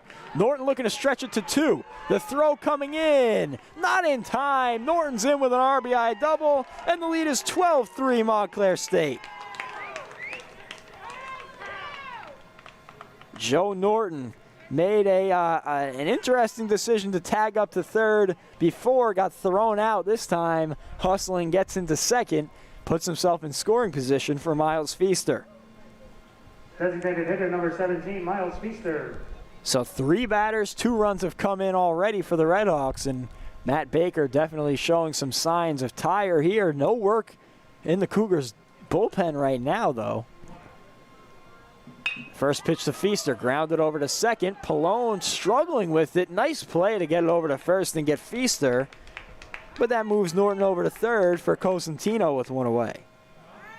And a nice play over there. Yeah, that was a pretty good job by Pallone to keep it in front of him. Well, he was playing in, had to do a whirling dervish to keep it in front. Be mindful, they already had a Sports Center top 10 play the other day. They did, and a very nice one behind the dish. So now it'll be Cosentino looking to get the run in.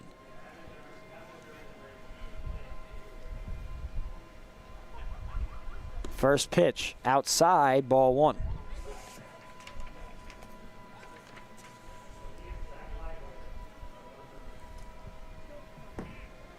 See if Cosentino can get the job done here. He's done it plenty of times for the Redhawks this season. The 1-0, down low in the dirt for ball 2.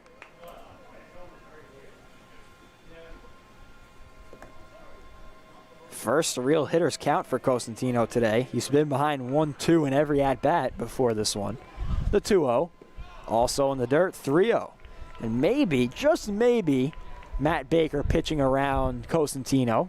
I would not be surprised at all. Definitely not the guy I'd want to pitch to in this situation. You don't want to give him right in the wheelhouse and say see you later. You got 2 bases open. Maybe the old intentional walk. 3-0. And he goes right after Cosentino, so maybe I'm wrong. And it was just 3 straight balls out of Baker. Wouldn't give Cosentino anything too good here on the 3-1, though. Like I said, you got 2 bases open. Green light. The 3-1. That one's in the dirt. Really nice block by Jackson. A pass ball there almost assuredly would have scored Norton. And so Cosentino's aboard with a walk. And it'll bring up Andrew Allworther. Right fielder Andrew Allworther.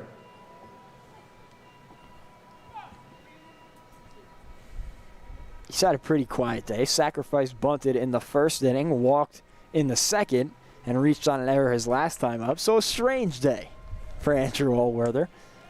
Looking for a knock here with runners at the corners and one out. The infield still in all the way around. It looked like the middle infield was thinking double play depth and then just ran up toes on the grass.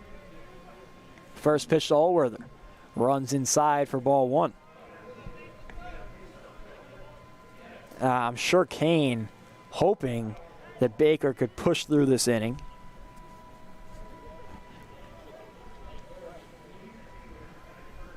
Still nobody up in that bullpen, but he falls behind Allworther 2-0. So a little bit of trouble finding the zone here. And we'll see. It looks like maybe something doing out there. The 2-0. That one catches the zone. Strike one to Allworther. It's going to be Gianni Morano out there in the bullpen. Looks like he's going to get throwing. He's listed as a utility. So, see if he will be the next man in line for the Cougars. Allworther fouls this one back and moves the count to 2-2.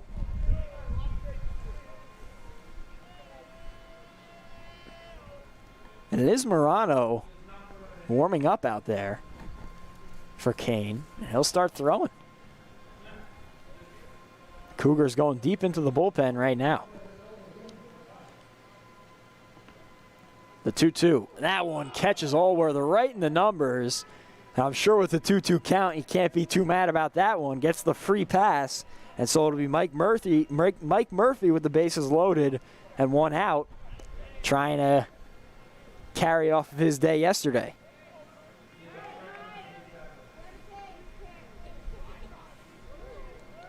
Murphy 0 for 3 so far today, but an RBI in the first inning on the sac fly.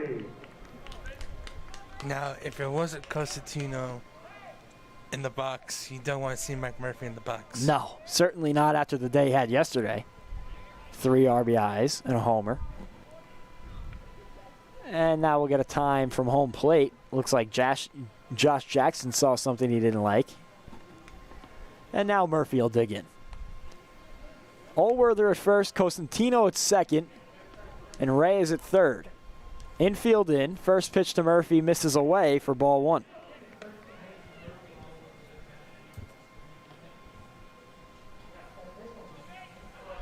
See if somehow the Cougars can work out of this trouble. I'm sure they love a double play ball right now. Montclair State had that to their benefit with the bases loaded, one out 2 innings ago. That one's in there for a called strike one on Murphy.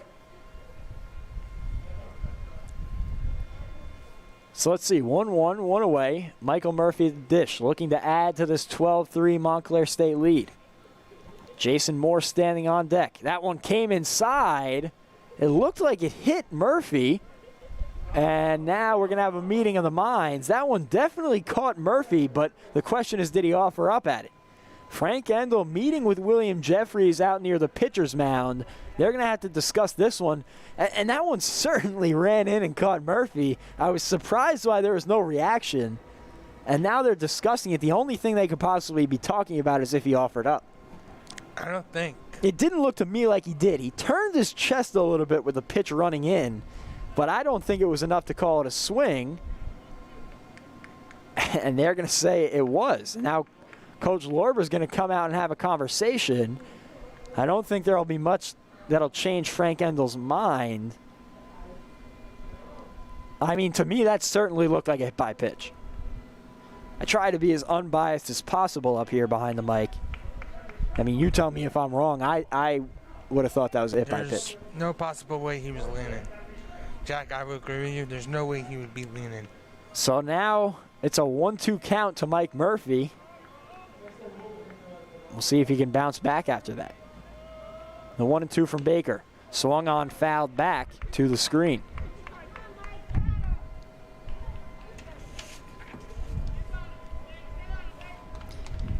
Yeah, Jack, I don't know, because we've seen that in the pros.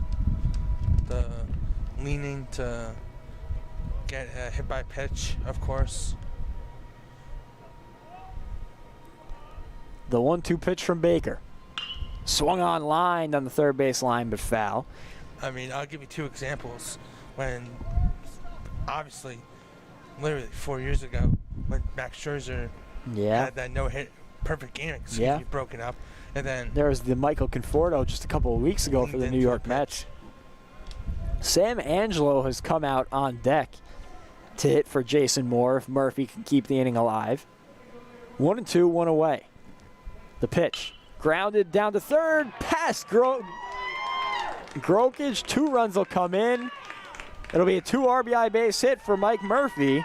And he continues a pretty solid series. 5 RBIs in 2 days against the Cougars.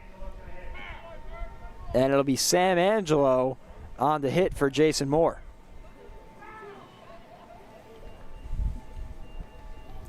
Pretty solid couple days, I would say, for Mike Murphy. Not a bad, and he'll get that one because he wanted that after that mysterious strike call to him. Pinch hitter for Montclair State, now batting number 37. So now Sam Angelo, you have to imagine he'll stay in the game at first base, and Cosentino will move out to left field defensively. But we'll see what he can do with the bat now. Runners on first and second with 1 out, and a baseball coming onto the field somewhere. Looks like it came from the Kean dugout.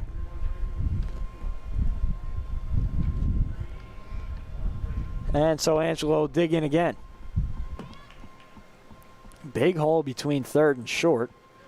First pitch to Angelo. On the outside corner, strike 1.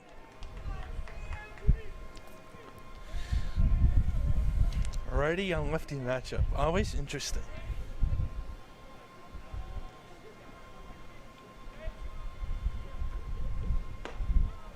That one misses outside. Pushes the count even at 1-1. So maybe Montclair State emptying out the bench here with the big 11-run lead. The 1-1 to Angelo. Misses away, ball 2. Angelo stepped in nicely for Montclair State this season. Sophomore putting up some pretty solid numbers. And with Cosentino moving into left field for much of the season, it's given him some opportunities at first base. Shoots that one foul down the third base line. So now a 2-2 count. 1 away. Mike Murphy at first, Andrew Olwerther at second. Now time given to Angelo at the dish. Chokes up on the bat with the 2-strike count. The 2-2 offering. Driven into right field. That's a base hit. Olwerther's going to be waved around. He'll score with ease. Murphy pulls into third. It's an RBI single for Sam Angelo. And the lead is 15-3.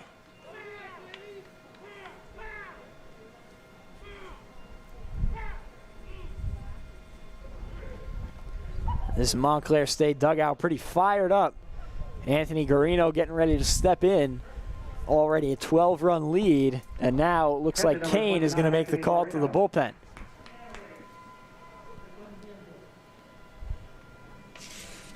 It's going to be number 7, Gianni Morano, coming in for the Cougars, looking to get him out of trouble. We'll be right back here on the Redhawks Sports Network.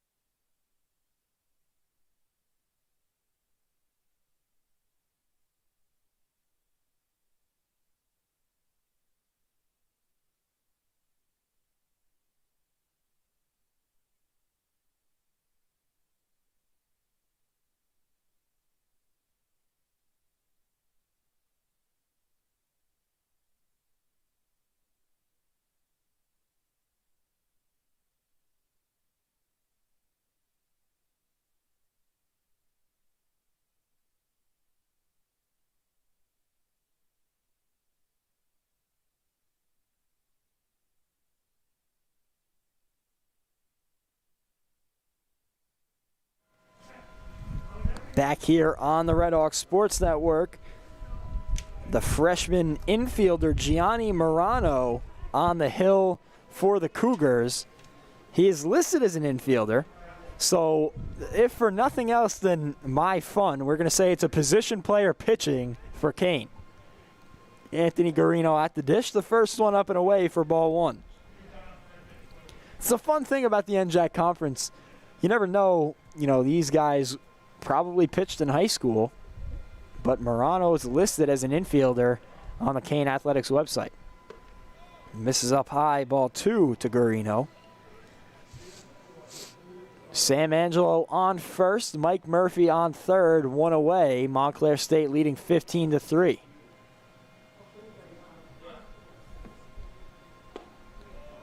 Morano finally finds the zone right there for strike one.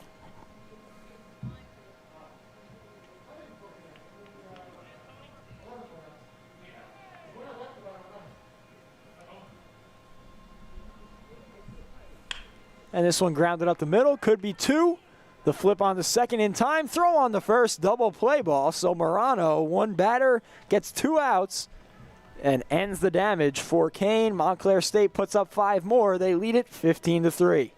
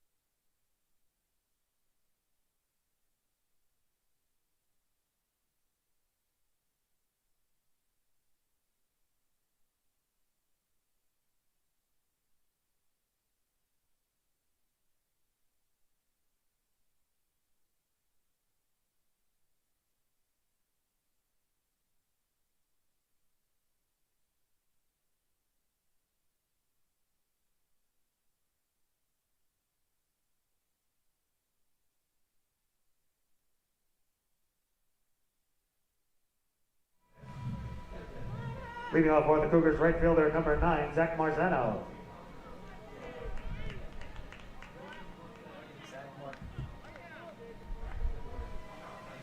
Zach Marzano leading things off for the Cougars here in the top of the 6th.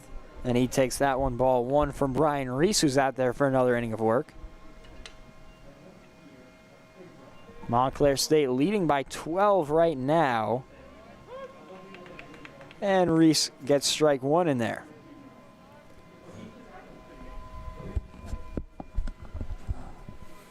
One count now to Marzano. That one catches the outside for strike two.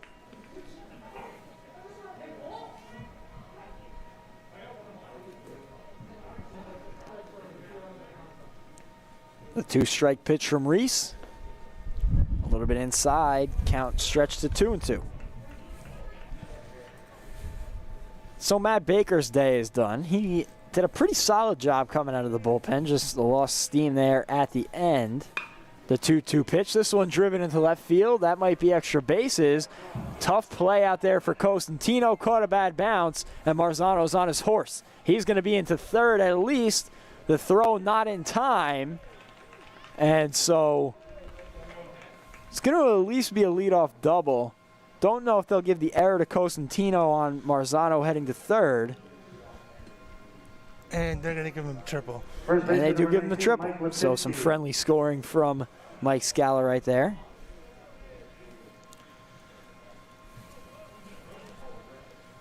And that would be Mike Lapchinsky looking to add an RBI to his day. That one runs high and in for ball 1. A long day of baseball for sure. We're already at 2 hours, and we're only in the top of the 6th inning. The sun's starting to set here on Yogi Berra Stadium. That one in there for strike 1.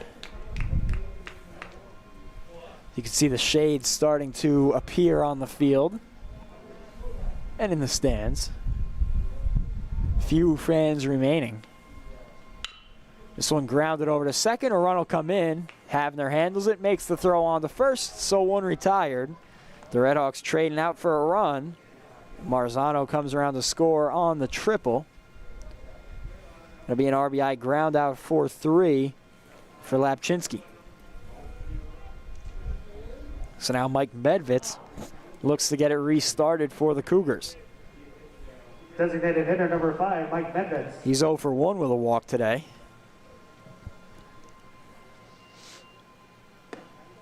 And restarts him off with ball 1 inside.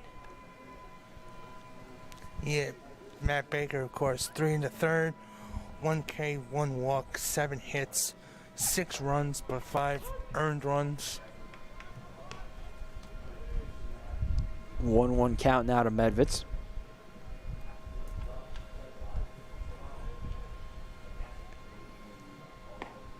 Ooh, really nice curveball there from Reese. Pushes it to a 1-2 count. Slow motion. Chris Chicchio on deck. He came into pinch hit earlier in the game. Stays in now. That one down, ball 2. 2-2. Chicchio pinch hit for Dren Gokaj in the 4th inning and has stayed in at third base. That one just misses away, so the count will push to full.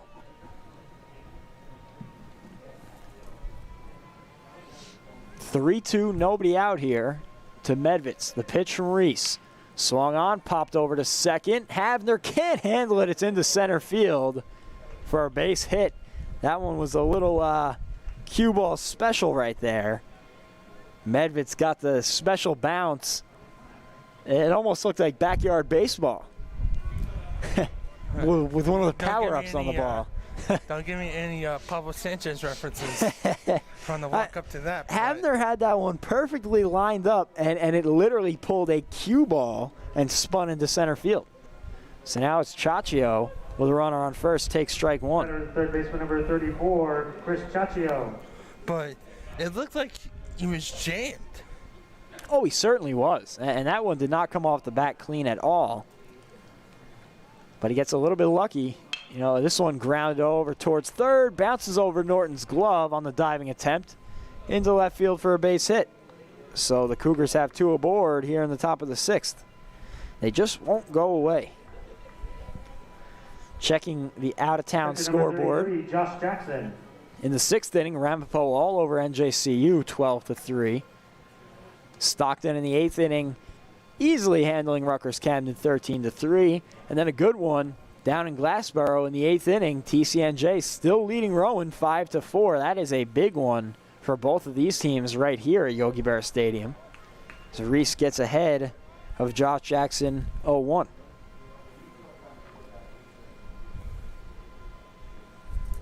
William Patterson also taking care of business. The last score update we got there was 7-0 in the 6th.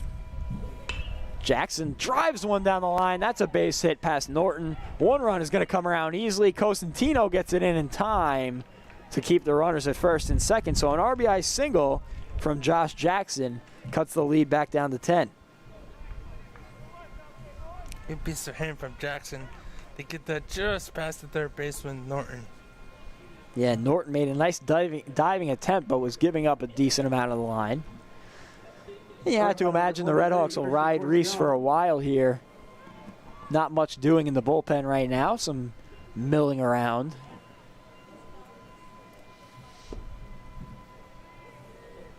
First pitch to Corcione in there for ball 1.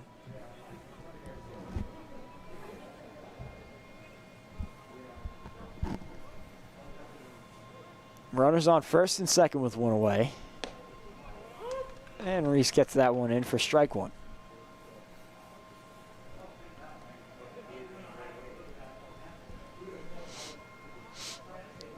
See if the Cougars are able to make it a game here. They only have 11 outs to play with and a 10-run deficit. That one in there for strike 2. They always say the panic starts to set in when you trail by more outs than you have to play with. So right now, I don't think it's looking too good for Kean, but they still got 11 outs to go. This one shot fouled on the right side. Oh, right off the speaker. Wouldn't want to be the behind-the-scenes worker that's got to deal with that one. No. It might be a costly one. Only a $6 ball, but I'd be willing to bet the speaker costs a little bit more than $6. $6 ball. Those things could go for, I don't know. The 1-1. Reese misses there. Sorry, that was 1-2, so they got to push the count to 2-2. Brian Reese trying to work out of trouble once again. He's been dealing with a lot of that in this one. This one flowing out to center field. Looks like Murphy will have no problem with it. Reels it in, makes the throw to third. A strong throw from Murphy. It was offline, but enough to keep Chaccio at second. And so a fly out from Corcione. Center fielder number 2. 2 away, and it'll be up to Frank LaJudas to keep the inning alive. He's 0 for 2 on the day, walked his last time up in the 5th. Well, we're going to see Chaccio at third and Corcione at shortstop. Some switches for Kean in the infield. First pitch to LaJudas, catches the outside half.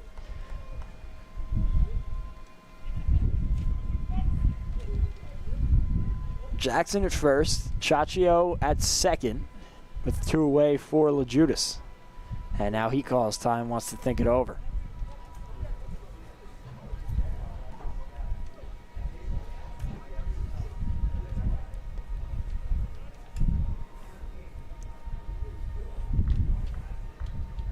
The 0-1-2 LaJudas. That one also catches the outer half, and now the count is 0-2. Reese looking to put this inning away. No balls, 2 strikes to Frank LaJudas, 2 out in the inning. Kean has put up a 2 spot. Reese trying to hold him right there.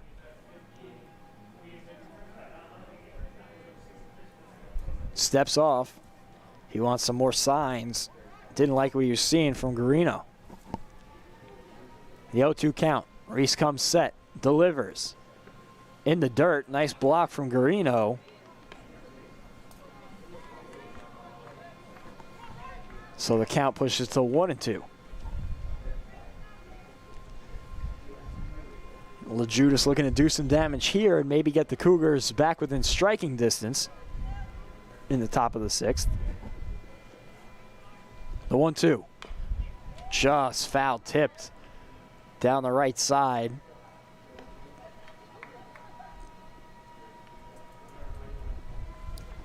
It's that PCI from the show. Looking to see the degree and how you hit it, the timing. 1 ball, 2 strikes, 2 out in the inning. Brian Reese looking to work out of some trouble. Cougars already played it 2. The pitch misses outside, so we'll get to do it again. 2-2 this time.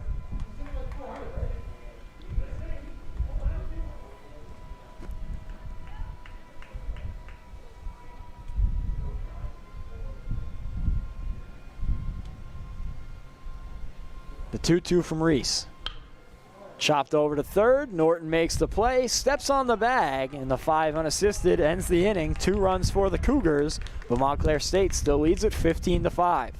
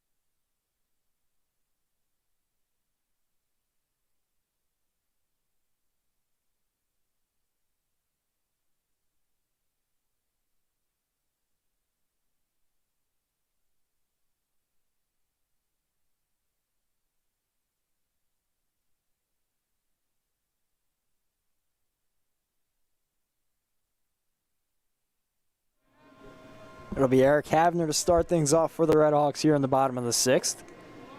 Takes high and in for ball 1 from Gianni Morano, still out there. A defensive change for the Cougars. Kyle Harrington heads out to right field.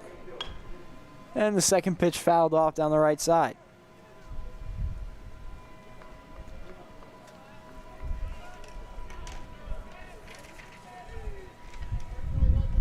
Harrington, the junior utility man, takes over for Marzano in right. Looks like he'll hit in his spot as well. Havner shoots another one foul.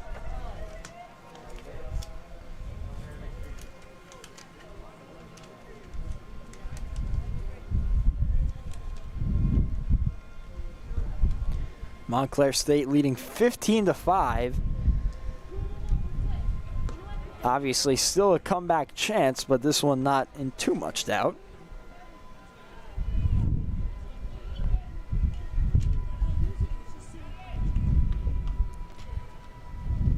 The 2-2 pitch. Up high and in to Reese, to Havner, apologies. So the count is full.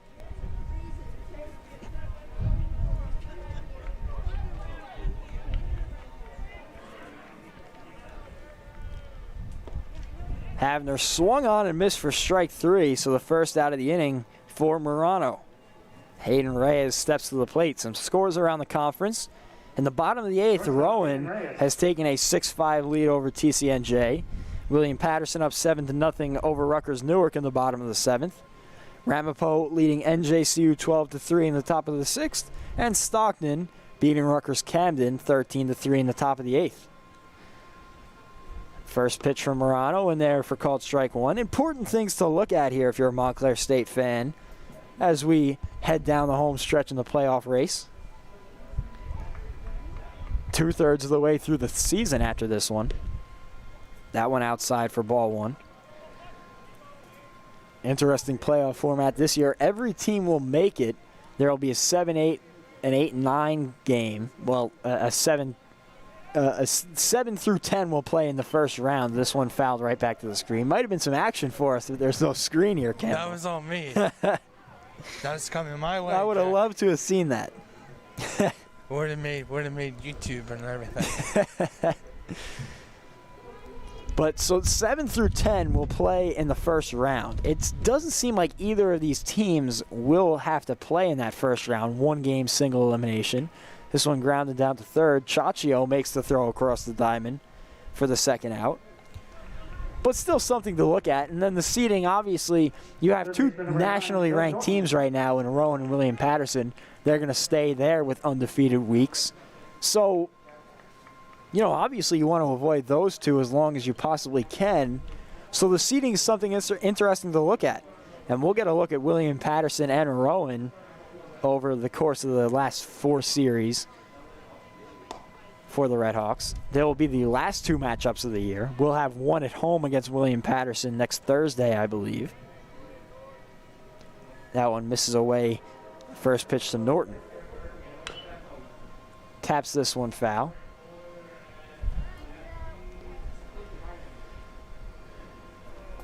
Let's see if Norton can extend the inning or if the Cougars will get their first 1-2-3 inning of the afternoon.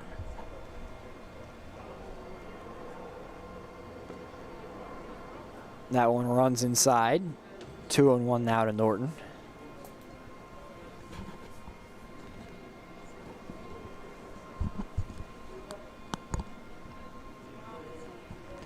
Morano working quickly here in the bottom of the 6th. That one down low in the dirt. 3-1.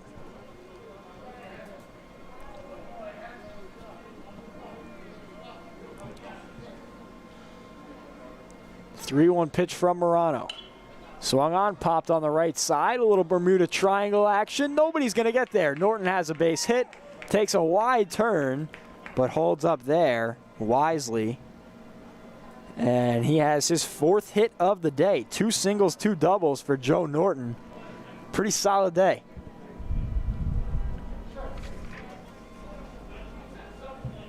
The senior infielder from Cranford, New Jersey. Designated hitter number 17. Get over the Garden State Parkway.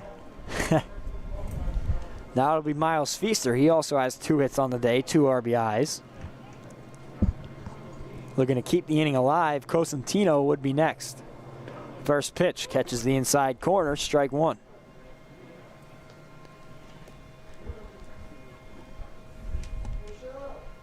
Norton 4 for 5 on the day today.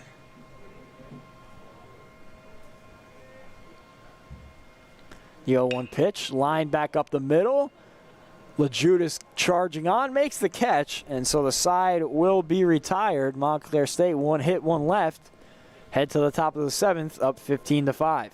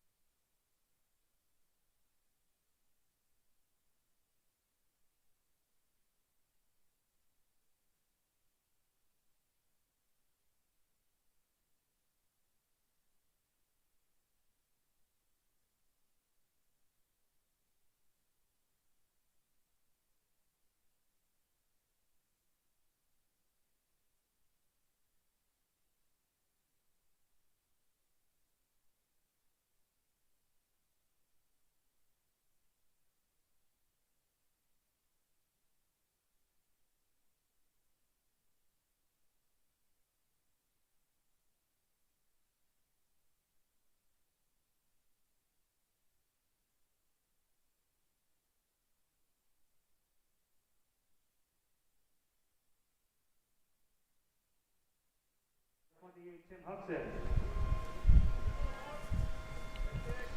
Back here on the Redhawks Sports Network, Jack Bartek alongside Campbell Donovan. Tim Huxon leading things off for the Cougars in the top of the 7th. Brian Reese still on the rubber for the Redhawks. Gets behind 1-0.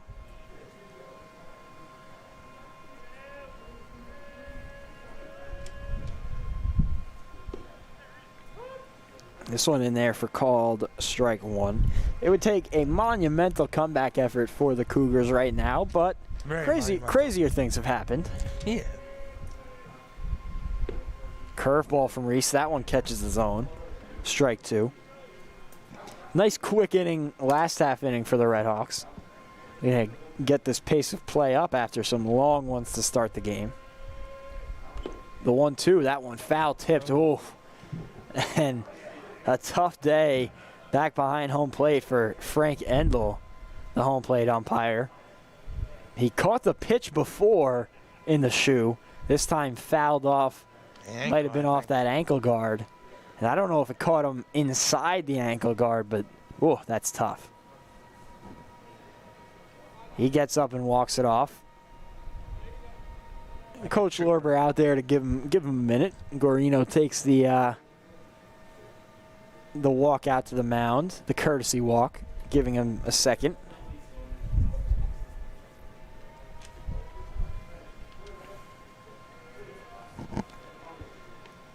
It'll be 1-2 now to Huxon, leading off the inning. Christian Pallone in the on-deck circle for the Cougars. The 1-2 pitch, curveball way high for ball 2. Little chin music there. Nobody up in either bullpen, so it looks like Reese and Morano will stay out there for their respective squads. The 2-2, this one flown into right field, out near the grassy knoll. Yeah, all those kids sit there in the grass and nobody out there today. No. Unfortunately. Hopefully. Yeah, still pretty chilly out. Only about 50 degrees here at Yogi Berra Stadium. The 2-2 offering from Reese. Shot foul down the left field line. A much different game than yesterday, where Montclair State jumped out to a 5-2 lead. Kean answered with 5 straight to hang on to win 7-5. And it was a pretty fun game the entire way. Both bench is really into it. Another 2-2 pitch from Reese. This one grounded over to second. Havner makes the play. Throw on the first in time. One retired. Nice day for Eric Havner over at second base. And I think that ball got hit on the end of the bat. You know that sound familiar. The big stinger that, well, got you. That is the 8th 4-3 on the scorecard already today. So, a long day of work for Havner as Reese gets ahead on Pallone 0-1.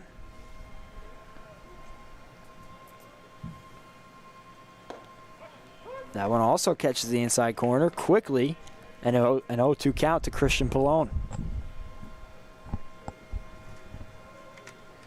Reese looking to make quick work of this inning. The 0-2 delivery. Swung on, fouled back. That's going to hit the steps. Nice 0-2 approach there from Pallone.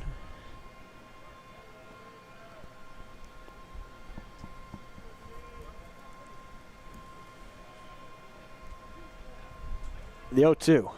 Swung on, popped over to second, just out of the reach of Havner. Into right field. Allworther reels it in, throws it in, but still a one-out single for Christian Pallone.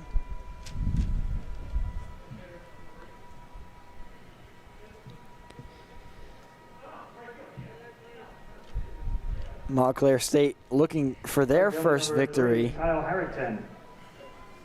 in the last 5 meetings over the Cougars. They lead the all-time series 94-44. A lot of that dominance was in the 90s and 2000s, early 2000s, when Montclair State was a national powerhouse.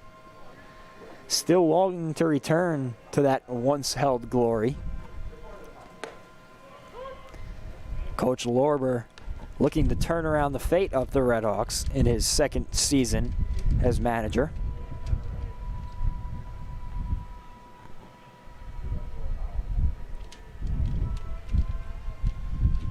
The 1-1 misses high. Count pushes to 2-1. This is Kyle Harrington, who came into the game defensively for Zach Marzano.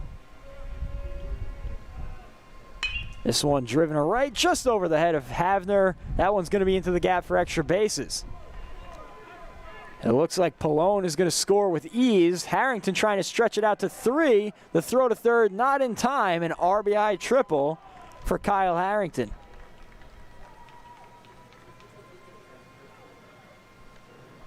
I think if Havner was just a couple steps more back, I think he would have got it.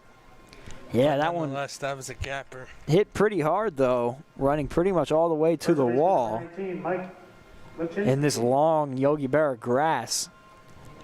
Gave Allworther a run out there. Now it'll be Mike Lapchinsky looking to add another one with a runner at third. A 9-run Montclair State lead. Reese gets that one over for strike one. Still no work in the Montclair State bullpen. Looks like they are going to ride Reese as long as they possibly can here.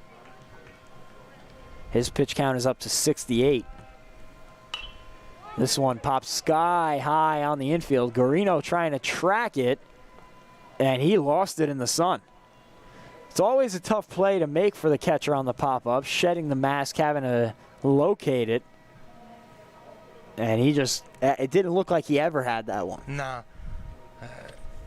You have a drill. You get the, take the mask off, you gotta get that vision, and then you sort of backtrack, and you kind of lose it in sight. Yeah, you always think, you know, it looks much easier than it actually is, but when you actually try it, it's a very difficult thing. 0-2 the count now to Lapchinsky. A second life after the pop-up landed foul. This time, check swing. Oh! Looks like that was right off the facing of our broadcast booth. Right to our left. I have to take a look over at Sports Information Director Mike Scal after this inning. See if there was any damage done to the facing of the press box. The 0-2 offering. Lapchinsky swung on and missed in the dirt.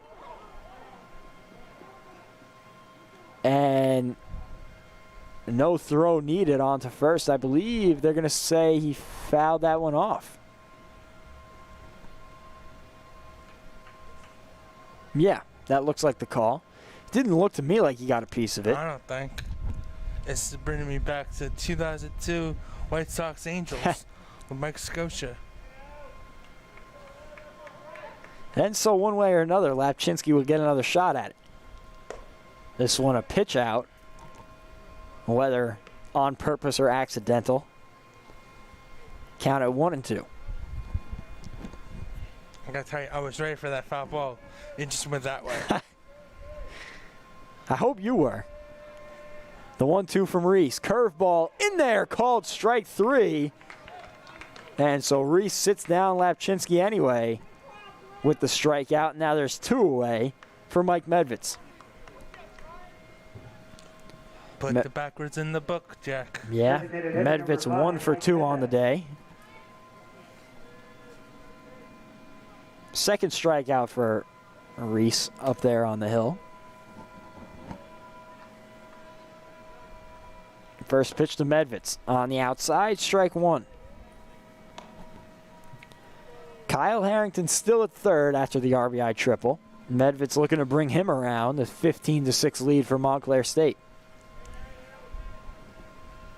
The 0-1. Curveball driven into right field, chasing Allworther back. Can't make the play. That'll bring a run in. Medvitz heading for second. A strong throw from Allworther, but a little bit offline. And so an RBI double for Mike Medvitz. And the lead is 15-7. And he roped that over the head of Allworther. Yeah, that one was crushed. Allworther was kind of easing back. Couldn't get there in time. Harrington comes in with ease. Probably could have crawled home if he wanted to. Number 34, Chris Chaccio. And now it'll be Chris Chaccio looking to drive in yet another runner in scoring position. This could get it down to 7 for the Cougars. That one misses away for ball 1. Still no work in the Redhawks bullpen.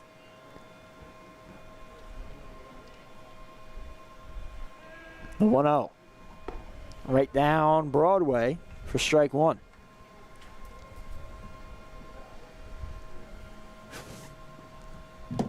Make the Broadway reference, so we're not even in New York. Right down 15 Normal miles. Avenue. The 1-1 pitch from Reese. Outside for ball 2. Is that better? Right down Normal Avenue? Right down Valley Road, maybe? Valley Road is because Valley Road. Right goes down this Route way. 3? Route or 46, because we're right in the middle of it. 2-1 count. Reese is offering. Grounded over to second. Havner takes care of it. Makes the throw on the first side. Retired. So Kean pushes 2 more across. Still a 15-7 lead for Montclair State. Headed to the bottom of the 7th.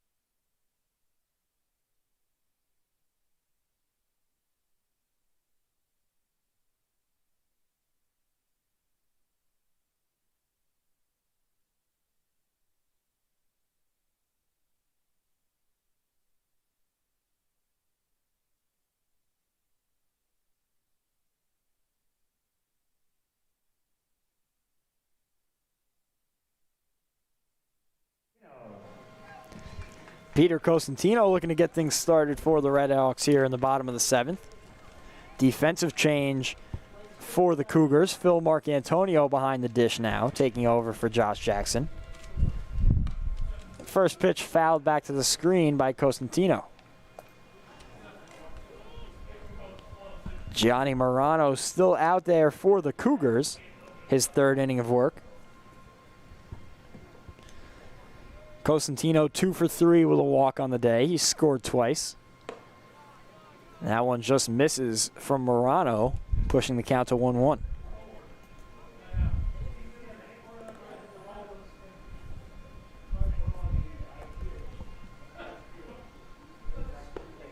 Cosentino swings through that one, moving the count to 1-2. He's had 3 two-strike hits today. See if he can provide another right now. 2 two-strike hits, correction. This one he waves at for strike 3. Nice pitch from Morano. So a rare strikeout for Cosentino as Andrew Allworther struts to the dish. Right fielder number 15. Mike Murphy to follow here in the bottom of the 7th.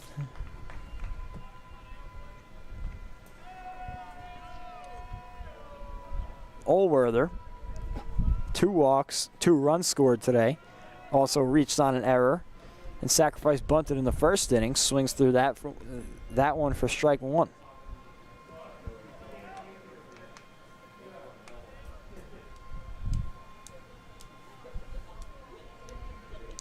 Gianni Morano, the freshman, has come on and provided some pretty nice action for the Cougars, and he's ahead on Allworther, 0-2 right now.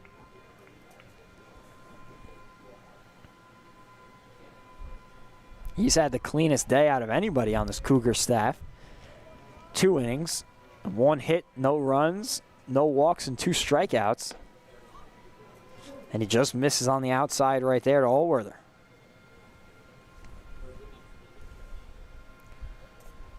Yeah, all he needed was a ground-induced double play his first batter. That one's in there, called strike 3 to Allworther. So back-to-back strikeouts to start the inning for Morano. That's his 3rd. Not bad for the freshman. Yeah, listed as an infielder, but wouldn't be surprised to see more out of him in the bullpen this year for the Cougars. Mike Murphy at the dish now. You never know. These pitchers slash infielders, Yeah. these utility guys or something else. First one misses from Morano. Murphy's 1 for 4 on the day, but the one was an RBI, a 2 RBI single back in the 5th. That one misses outside, 2-0.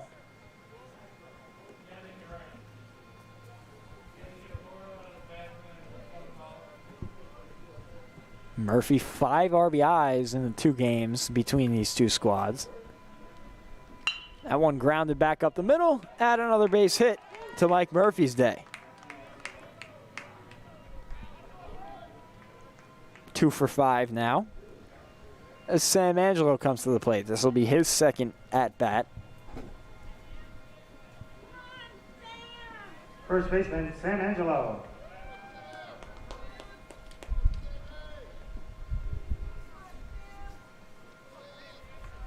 Angelo drove in a run his last time up with an RBI single. And he drives this one through the hole. That'll be a base hit. Murphy's got to get on his horse. Thought about going 1st to 3rd, but now he holds up at 2nd. Did a little jump stop there. Almost got hit by it. That's how hard Angelo hit that ball through the 1st and 2nd base hole. And that will be Anthony Guarino. Catcher Anthony Guarino. Grounded into a double play his last time. But he's also got 2 hits, a single and a double. Drove in a run and scored one all the way back in the 2nd.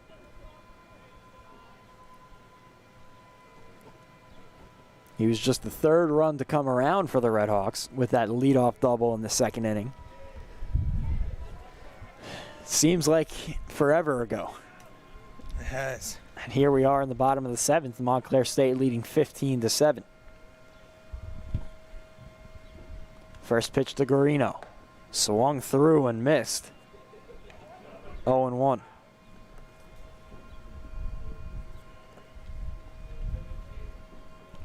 Morano put himself in some trouble here. Runners at first and second after striking out the first two batters. Now Guarino looking to make it hurt. Fouls this one off, and he's behind 0-2.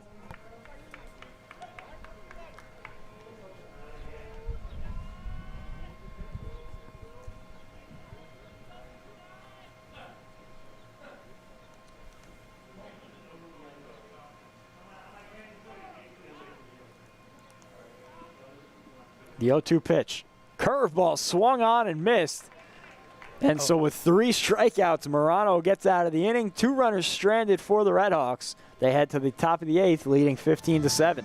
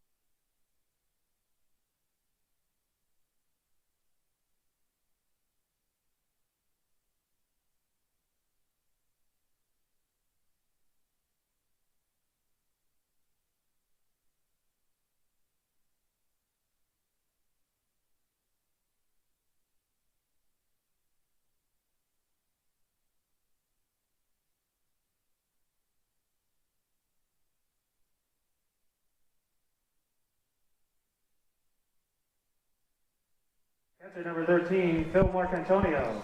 Phil Marcantonio get things started for the Cougars in the top of the 8th. Came in as a defensive replacement. And he takes that one for strike 1. Brian Reese still in the ball game for Montclair State.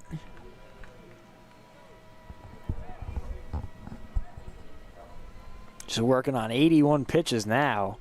That one comes inside for ball 1. 6 outs remain for the Cougars. A 15-7 lead for Montclair State. The 1-1 from Reese. Swung through by Marcantonio, and now he's behind 1-2. The sun setting here on Yogi Berra Stadium. Not a cloud in the sky. That one swung on and missed by Marcantonio. And Reese has another strikeout. He's come on and done nice work for the Redhawks in long relief. His 3rd strikeout of the afternoon. The 6th combined between him and Levine. And now it'll be Christian Corcione. Christian Corcione. That one in there for called strike 1. Corcione came on for Connor DeForge before. It flew out to center field in his only plate appearance so far. The 0-1. Down too low for ball 1. 1 ball, 1 strike, 1 away here in the top of the 8th. It would be Frank LaJudas with the top of the order to follow. This one grounded down to 3rd. Norton scoops it up, throw across the diamond in time to retired. Norton double clutch there, a pretty rare thing to see from the 3rd baseman, but a strong arm gets it across the diamond to Angelo. And there's 2 outs for LaJudas. Center fielder number 2, Frank LaJudas. He's had a pretty quiet day, 0 for 3 with a walk back in the 5th. Some action over in the Kean bullpen. We'll see if they make a switch next inning. Morano's done a pretty good job for them in relief, so surprised to see them going elsewhere potentially for the bottom of the 8th. So Reese misses with the first pitch, 1-0.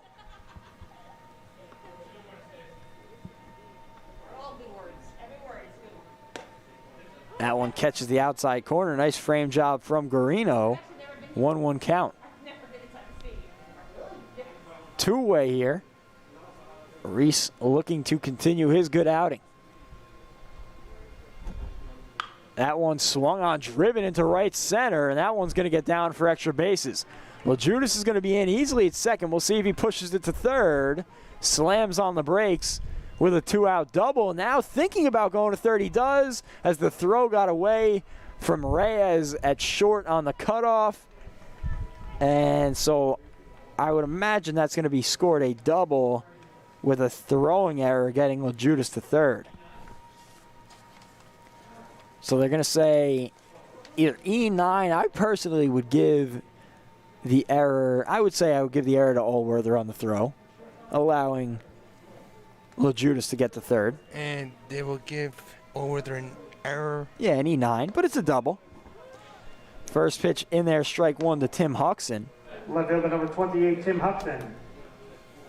And I mean, listen, you get this run across here, 15-8, only 4 outs to play with, if you count the last one of this inning. That one down low for ball 1. It's not the most outlandish thing to plot a comeback here. Not much life from the Kean dugout, though. Facing an 8-run deficit, I guess it's pretty tough. That one up high, misses for ball 2. Christian Pallone on deck. He's got a hit and 2 runs scored today. He's had himself a nice season. This is the right part of the order for the Cougars if they want to start a little 2-out rally. The 2-1 in the dirt. Almost got away from Guarino, but he keeps it in front. Still a 3-1 count to Tim Huxon. Some work in the Montclair State bullpen as well. Have to wonder what the leash looks like for Reese here in the 8th. Would love to see him get through at least this half inning. Ball comes onto the field from that Kean bullpen in right field. Look at Jackson. Josh Jackson came out of the game last inning. He's catching bullpens right now in right field. The 3-1. Swung on, fouled back past the press box, pushing the count full.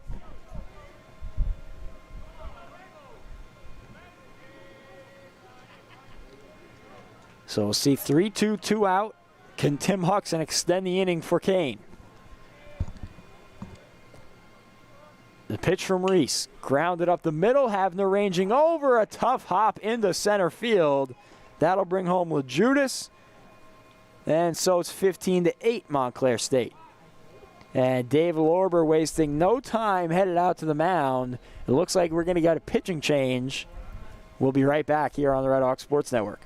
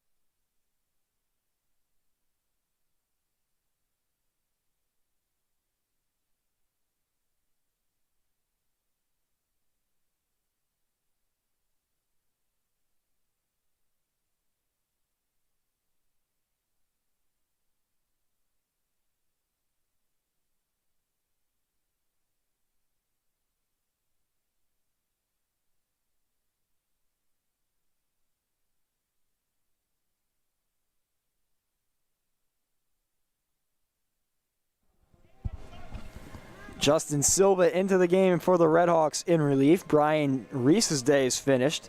He went 4 1/3, 5 runs, 5 of them earned, 9 hits, 3 strikeouts, and only 2 walks. And so it'll be Christian Pallone trying to extend the inning for the Cougars. And Silva's first offering isn't to home. It's the first. You never know. On a pickoff attempt. I really would have a hard time picturing Kean stealing here down 7 runs in the top half of the 8th. That run means little to nothing at first. Silva's first pitch way over the head of Pallone. Missed by a lot. 1-0. 15-8, Montclair State leads it. It was a big second inning that got them here with an 8 spot. Since then, Kean's actually won the next couple innings. Montclair State put up 10 in the first 2 innings and then a 5 spot in the 5th. That's been all the work for them today. 2-0 count to Pallone.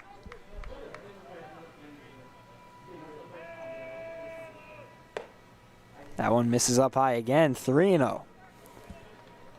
So Silva yet to find the strike zone since coming in from the pen. I think a fastball would just do, just to get him going.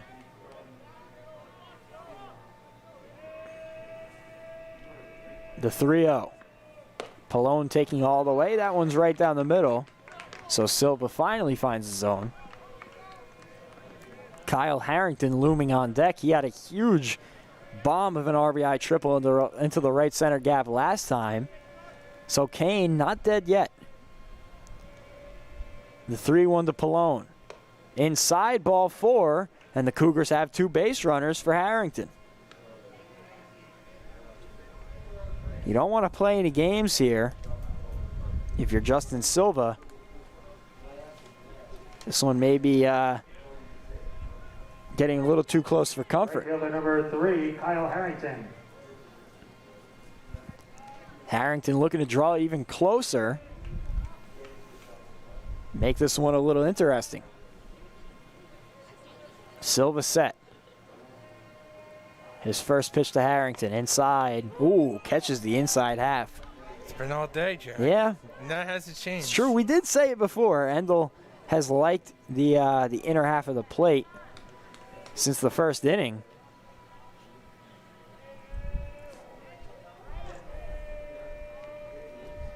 The 0-1 pitch. Outside, Harrington thought about it, but is able to hold up.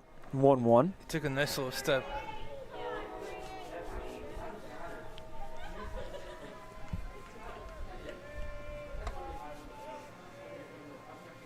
Two-away here in the top of the 8th. Runners on first and second for the Cougars. The 1-1 from Silva. Up high, misses, ball 2. I don't know, Campbell. I'm starting to sweat a little bit here. Little lighter action there. Up and in. It would be Mike Lapchinsky if Harrington could keep the inning going. 2-1. Silva set, delivers. In there, called strike 2. We'll see if Silva is able to work out of some trouble here. Now, Mike Murphy is traded all the way in right field. Woof. That is some shift. There is a huge gap in left center field right now. There's a huge gap in center field. 2 balls, 2 strikes, 2 outs. The delivery from Silva misses away. Nice block from Garino to keep it in front.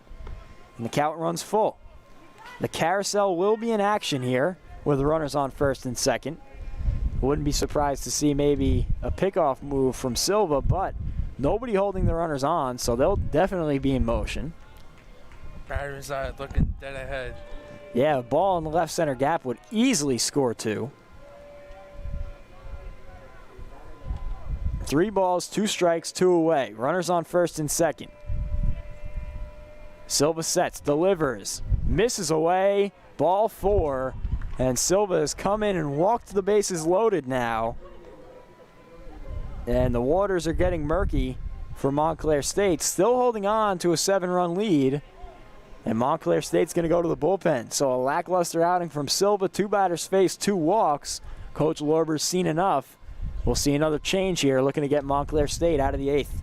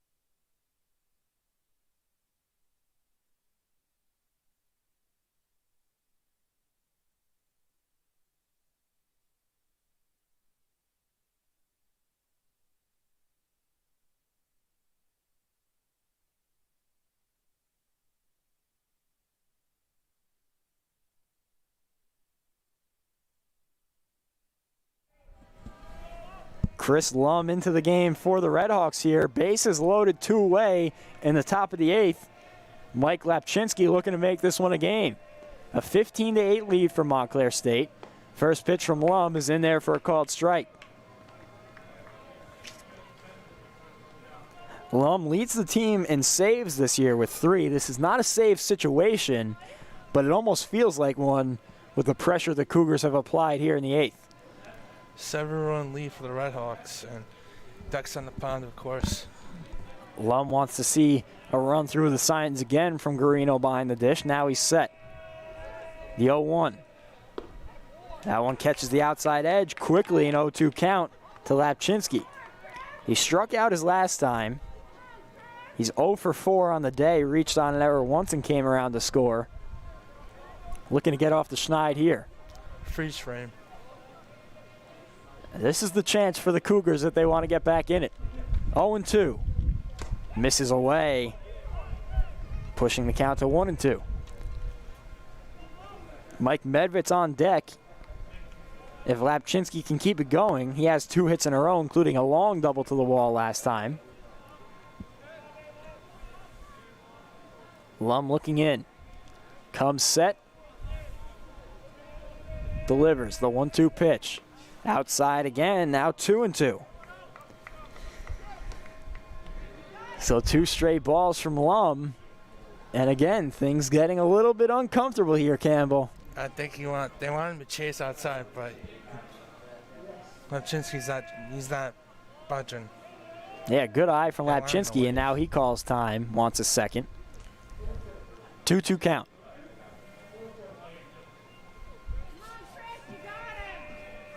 Two-way here, bases loaded. And we'll get Lapchinsky stepping out again. Looking to cut into a 7-run lead.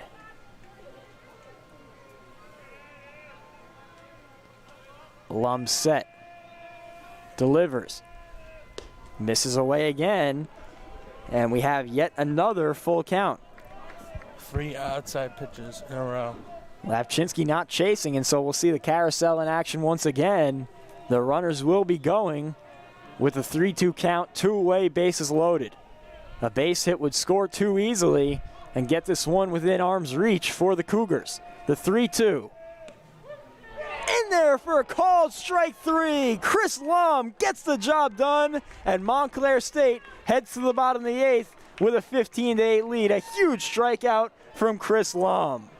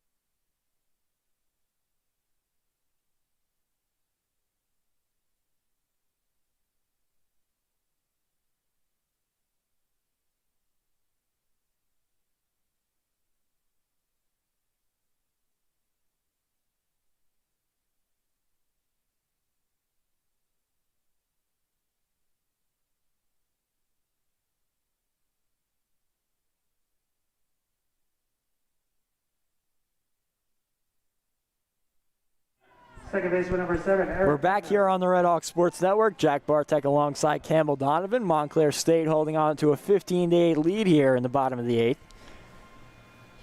First pitch from Morano misses inside for ball 1. Some, I don't know if I would call them fireworks while we were away, but not really. Some interesting events as there was an ejection on the Kean side. Our producer, Stacy Gitlin, did some good research, found out it was number 25, Daniel Chusano. Yesterday's hero in relief, retired 10 out of 12 batters at the end of the game without giving up a run, as this one's driven into the gap by Havner. LaJudas chasing back, and it ends up being Harrington making the play in right field as that one tailed off. 1 away.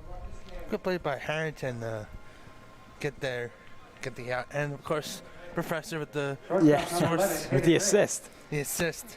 Hayden Reyes at the dish now, and honestly, the ejection came after what was, I mean, let's be frank, a bad call. Borderline. It was a bad call. It looks like it was low, If it was on the his inside, I knees- would understand it because Endel has been calling the inside pitch all game long as Reyes fouls this one back. But that one was on the outside half after calling 3 straight balls on the outside. I can't believe that he gave Lum that call, especially in such a high leverage situation. That would have walked in a run, made it 15-9, and kept the bases loaded with 2 outs. And who knows where this game would have stood had that not been called strike 3. And I was trying to say that he could have went inside. This one grounded over to short. Corcione makes the play with ease, and Reyes is retired on the 6-3. And that'll bring up Joe Norton. Norton's not going to go down easy, I can tell you that much. This might be a bit of a blowout at this point, but he's got 4 hits on the day. So he is looking to add to that total for sure.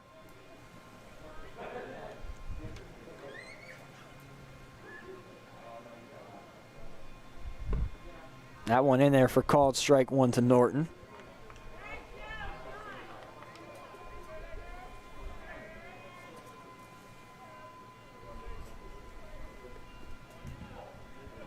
Ball 1 now to Norton. The last time a player had 5 hits in a game was Nick Martinez back in March of 2019 versus Cortland. So we'll see if Joe Norton can update that stat. That one inside almost caught him for ball 2. Did. I'm not sure if it did or not. Well, if it did, he didn't make a scene about it. I'm sure he wants to hit here, try and add to his day. The 2-1. Shoots that one foul right over the roof of the VIP box. So now a 2-2 count. 2 away here. Morano looking to make quick work of the Redhawks in the bottom of the 8th.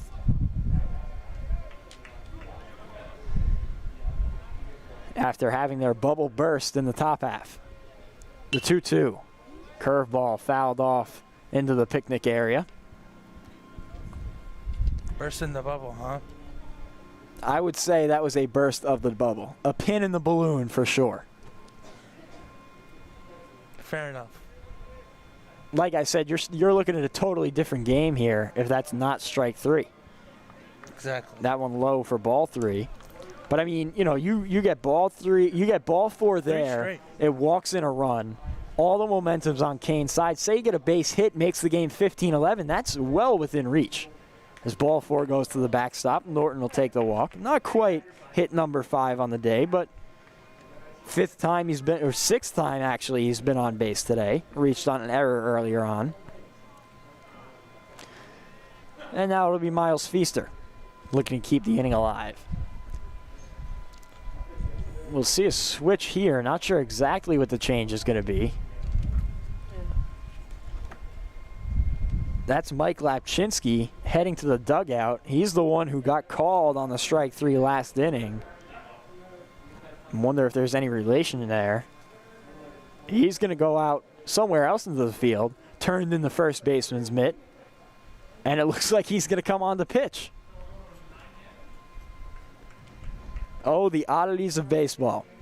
Mike Medvitz, the DH, is going to come out and play first. Lapchinsky is going to head to the mound. We're going to sort this out here on the Redhawks Sports Network. We'll be right back after Lapchinsky is done warming up.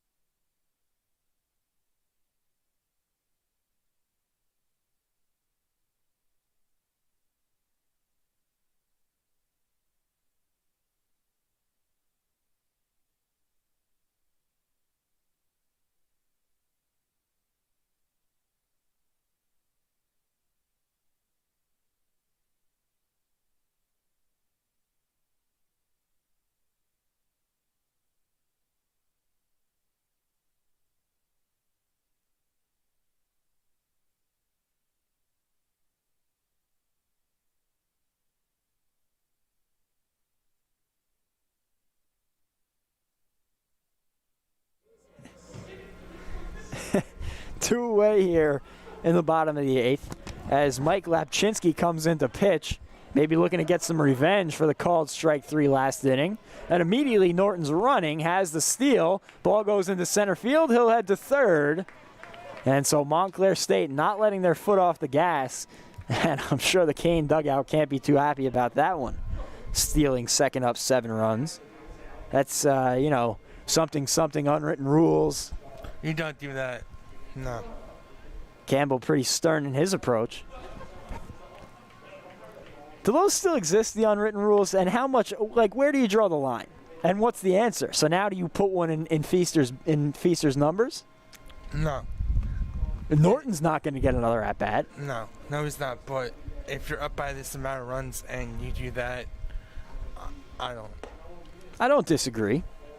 That one catches his own first strike from Lapchinsky. So Medvitz, the DH, comes in to play the field at first base. Lapchinsky heads to the mound, and Kean loses the DH spot. It turns into a 9-man lineup.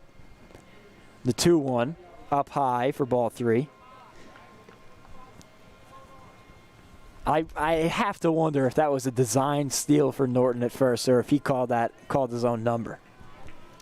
If he did, he might as well get an earful. This one popped up on the infield. Looks like Corcione's going to handle it, moving across the bag, and the side is retired.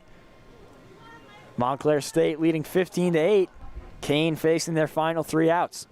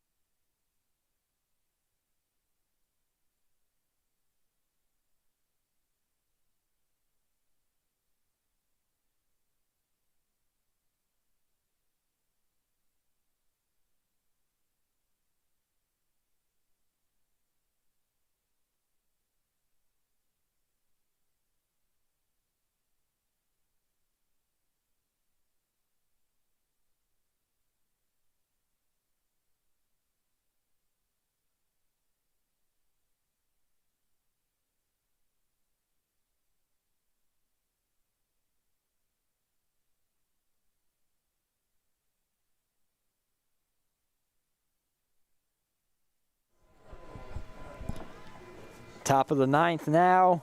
Kean getting their last licks here. Mike Medvitz leading off for the Cougars. Takes that one outside for ball 1.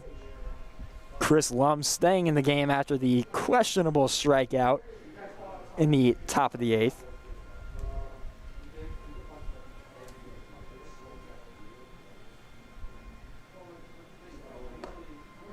Gets that one in there for strike 1. Like you said, questionable, and 3 straight balls before that. You get that one. I still think that was ball 4. I agree with you. And, if you get that call, like I said, you're looking at a totally different baseball game. That one catches the outside for strike 2. A 1-2 count now to Medvitz.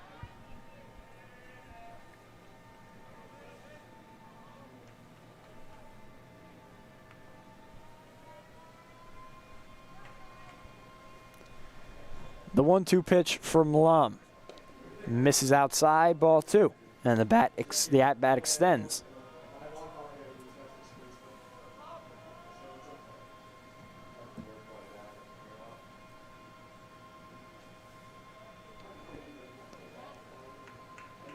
Two-two. Lum set, delivers, misses again outside, ball 3.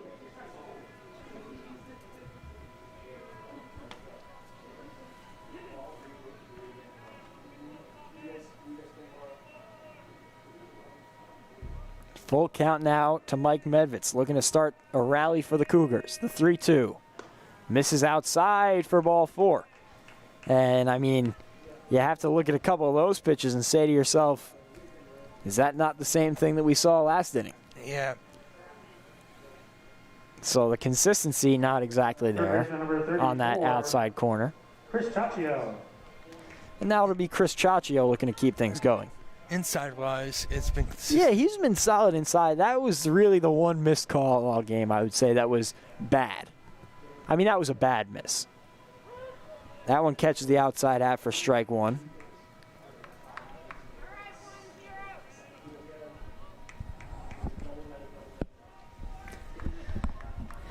A 7-run lead for the Redhawks here. It would take a monumental comeback effort for the Cougars. That one misses low for ball 1. Kevin Stewart on the hook for the loss for the Cougars. For Montclair State, it's Brian Reese in line for the win. That one in there for strike 2 if the result holds.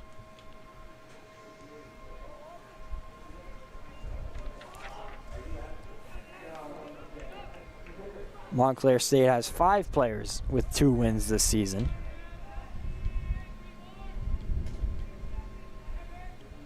That pitch fouled back to the screen. Brian Reese came into this one 1-1, so he's looking to make himself the 6th 2-win pitcher on this roster. Really shows the versatility of this staff and how they've been able to piecemeal together a very nice season at 15-5, looking to improve to 16-5. The 1-2 from Lum. Pop down the right side. Looks like it's going to go out of play, and it does. 1-2 still. Looking ahead for Montclair State. After this one, they have 2 with New Jersey City University tomorrow. I'll be back here on the Redhawks Sports Network alongside Tyler Harris with the call. Those games at 11:30 and 2:30. Then next Thursday, they welcome William Patterson to town for a 3:30 affair before heading up to William Patterson for a 3:30 game on Friday. And then they close their season out against a top 25 team in Rowan. So 2 top 25 opponents back-to-back to close out the conference schedule. This one grounded to Reyes, could be 2. Gets it over to Havner on the first, double play. And so Montclair State has 2 out in the top of the 9th. 6-4-3 on the double play. Very nicely done by Reyes and Havner up the middle. Catcher number 13, Phil Marcantonio. And Kean is down to their last breath. Phil Marcantonio looking to keep it going. So any life the Cougars might have had probably siphoned out right there. First pitch from Lum. Down the middle for strike 1. For the Cougars, they have Rutgers Camden after this, then a set with NJCU, and they'll end their season with the College of New Jersey. That one in there for strike 2. Kean down to their final strike. These 2 jostling for position in the conference. Montclair State will get a leg up with this victory, improving to 8-4 in the conference. Kean will fall to 7-5 in the conference, so Montclair State will hold sole possession of that 3rd place spot. The 0-2 from Lum. This one popped up foul down the line. It'll go out of play. A good win for Montclair State after losing game 1 of the series yesterday, 7-5 in Union. They needed this one badly as they head down a tough stretch of schedule. No balls, 2 strikes, 2 away here in the top of the 9th. Marcantonio looking to keep it alive. The curveball pops sky high. Garino losing the mask, getting under it, and it ends up being Sam Angelo calling it and making the play. And that'll do it here at Yogi Berra Stadium. Montclair State hangs on to win 15-8. It was an 8 spot in the second inning that really blew this one open. And the one Kean comeback effort came in the top of the 8th. They had the bases loaded with 2 outs and I would say, interesting strike 3 call at the hands of Chris Lum. Helped them get out of trouble there. They get a little bit lucky there, but still, a 15-8 win. Coach Lorber got to be happy splitting the season series with Kean. The first win in 6 matchups with the Cougars, and just their 7th win in the last 30 against Kean. A big win puts them into sole possession of 3rd place in the conference as they look ahead to Senior Day tomorrow against NJCU. Very good effort by this Redhawks team. And again, they just hit and hit and hit. And the defense was stellar today. Eric Habner having a solid time in defense-wise and offense-wise. Joe Norton had a day too. And the pitching was there, of course. And he just kept constantly getting hits. Montclair State, the final line, 18 hits, 2 errors. They had 15 runs. And Kean 8 runs on 10 hits and 4 errors. Montclair State once again with the 15-8 victory. We want to thank you very much for joining us here on the Redhawks Sports Network. Have a pleasant evening, and we'll see you tomorrow for a doubleheader with NJCU. I'm Jack Bartek alongside Campbell Donovan. Have a great night.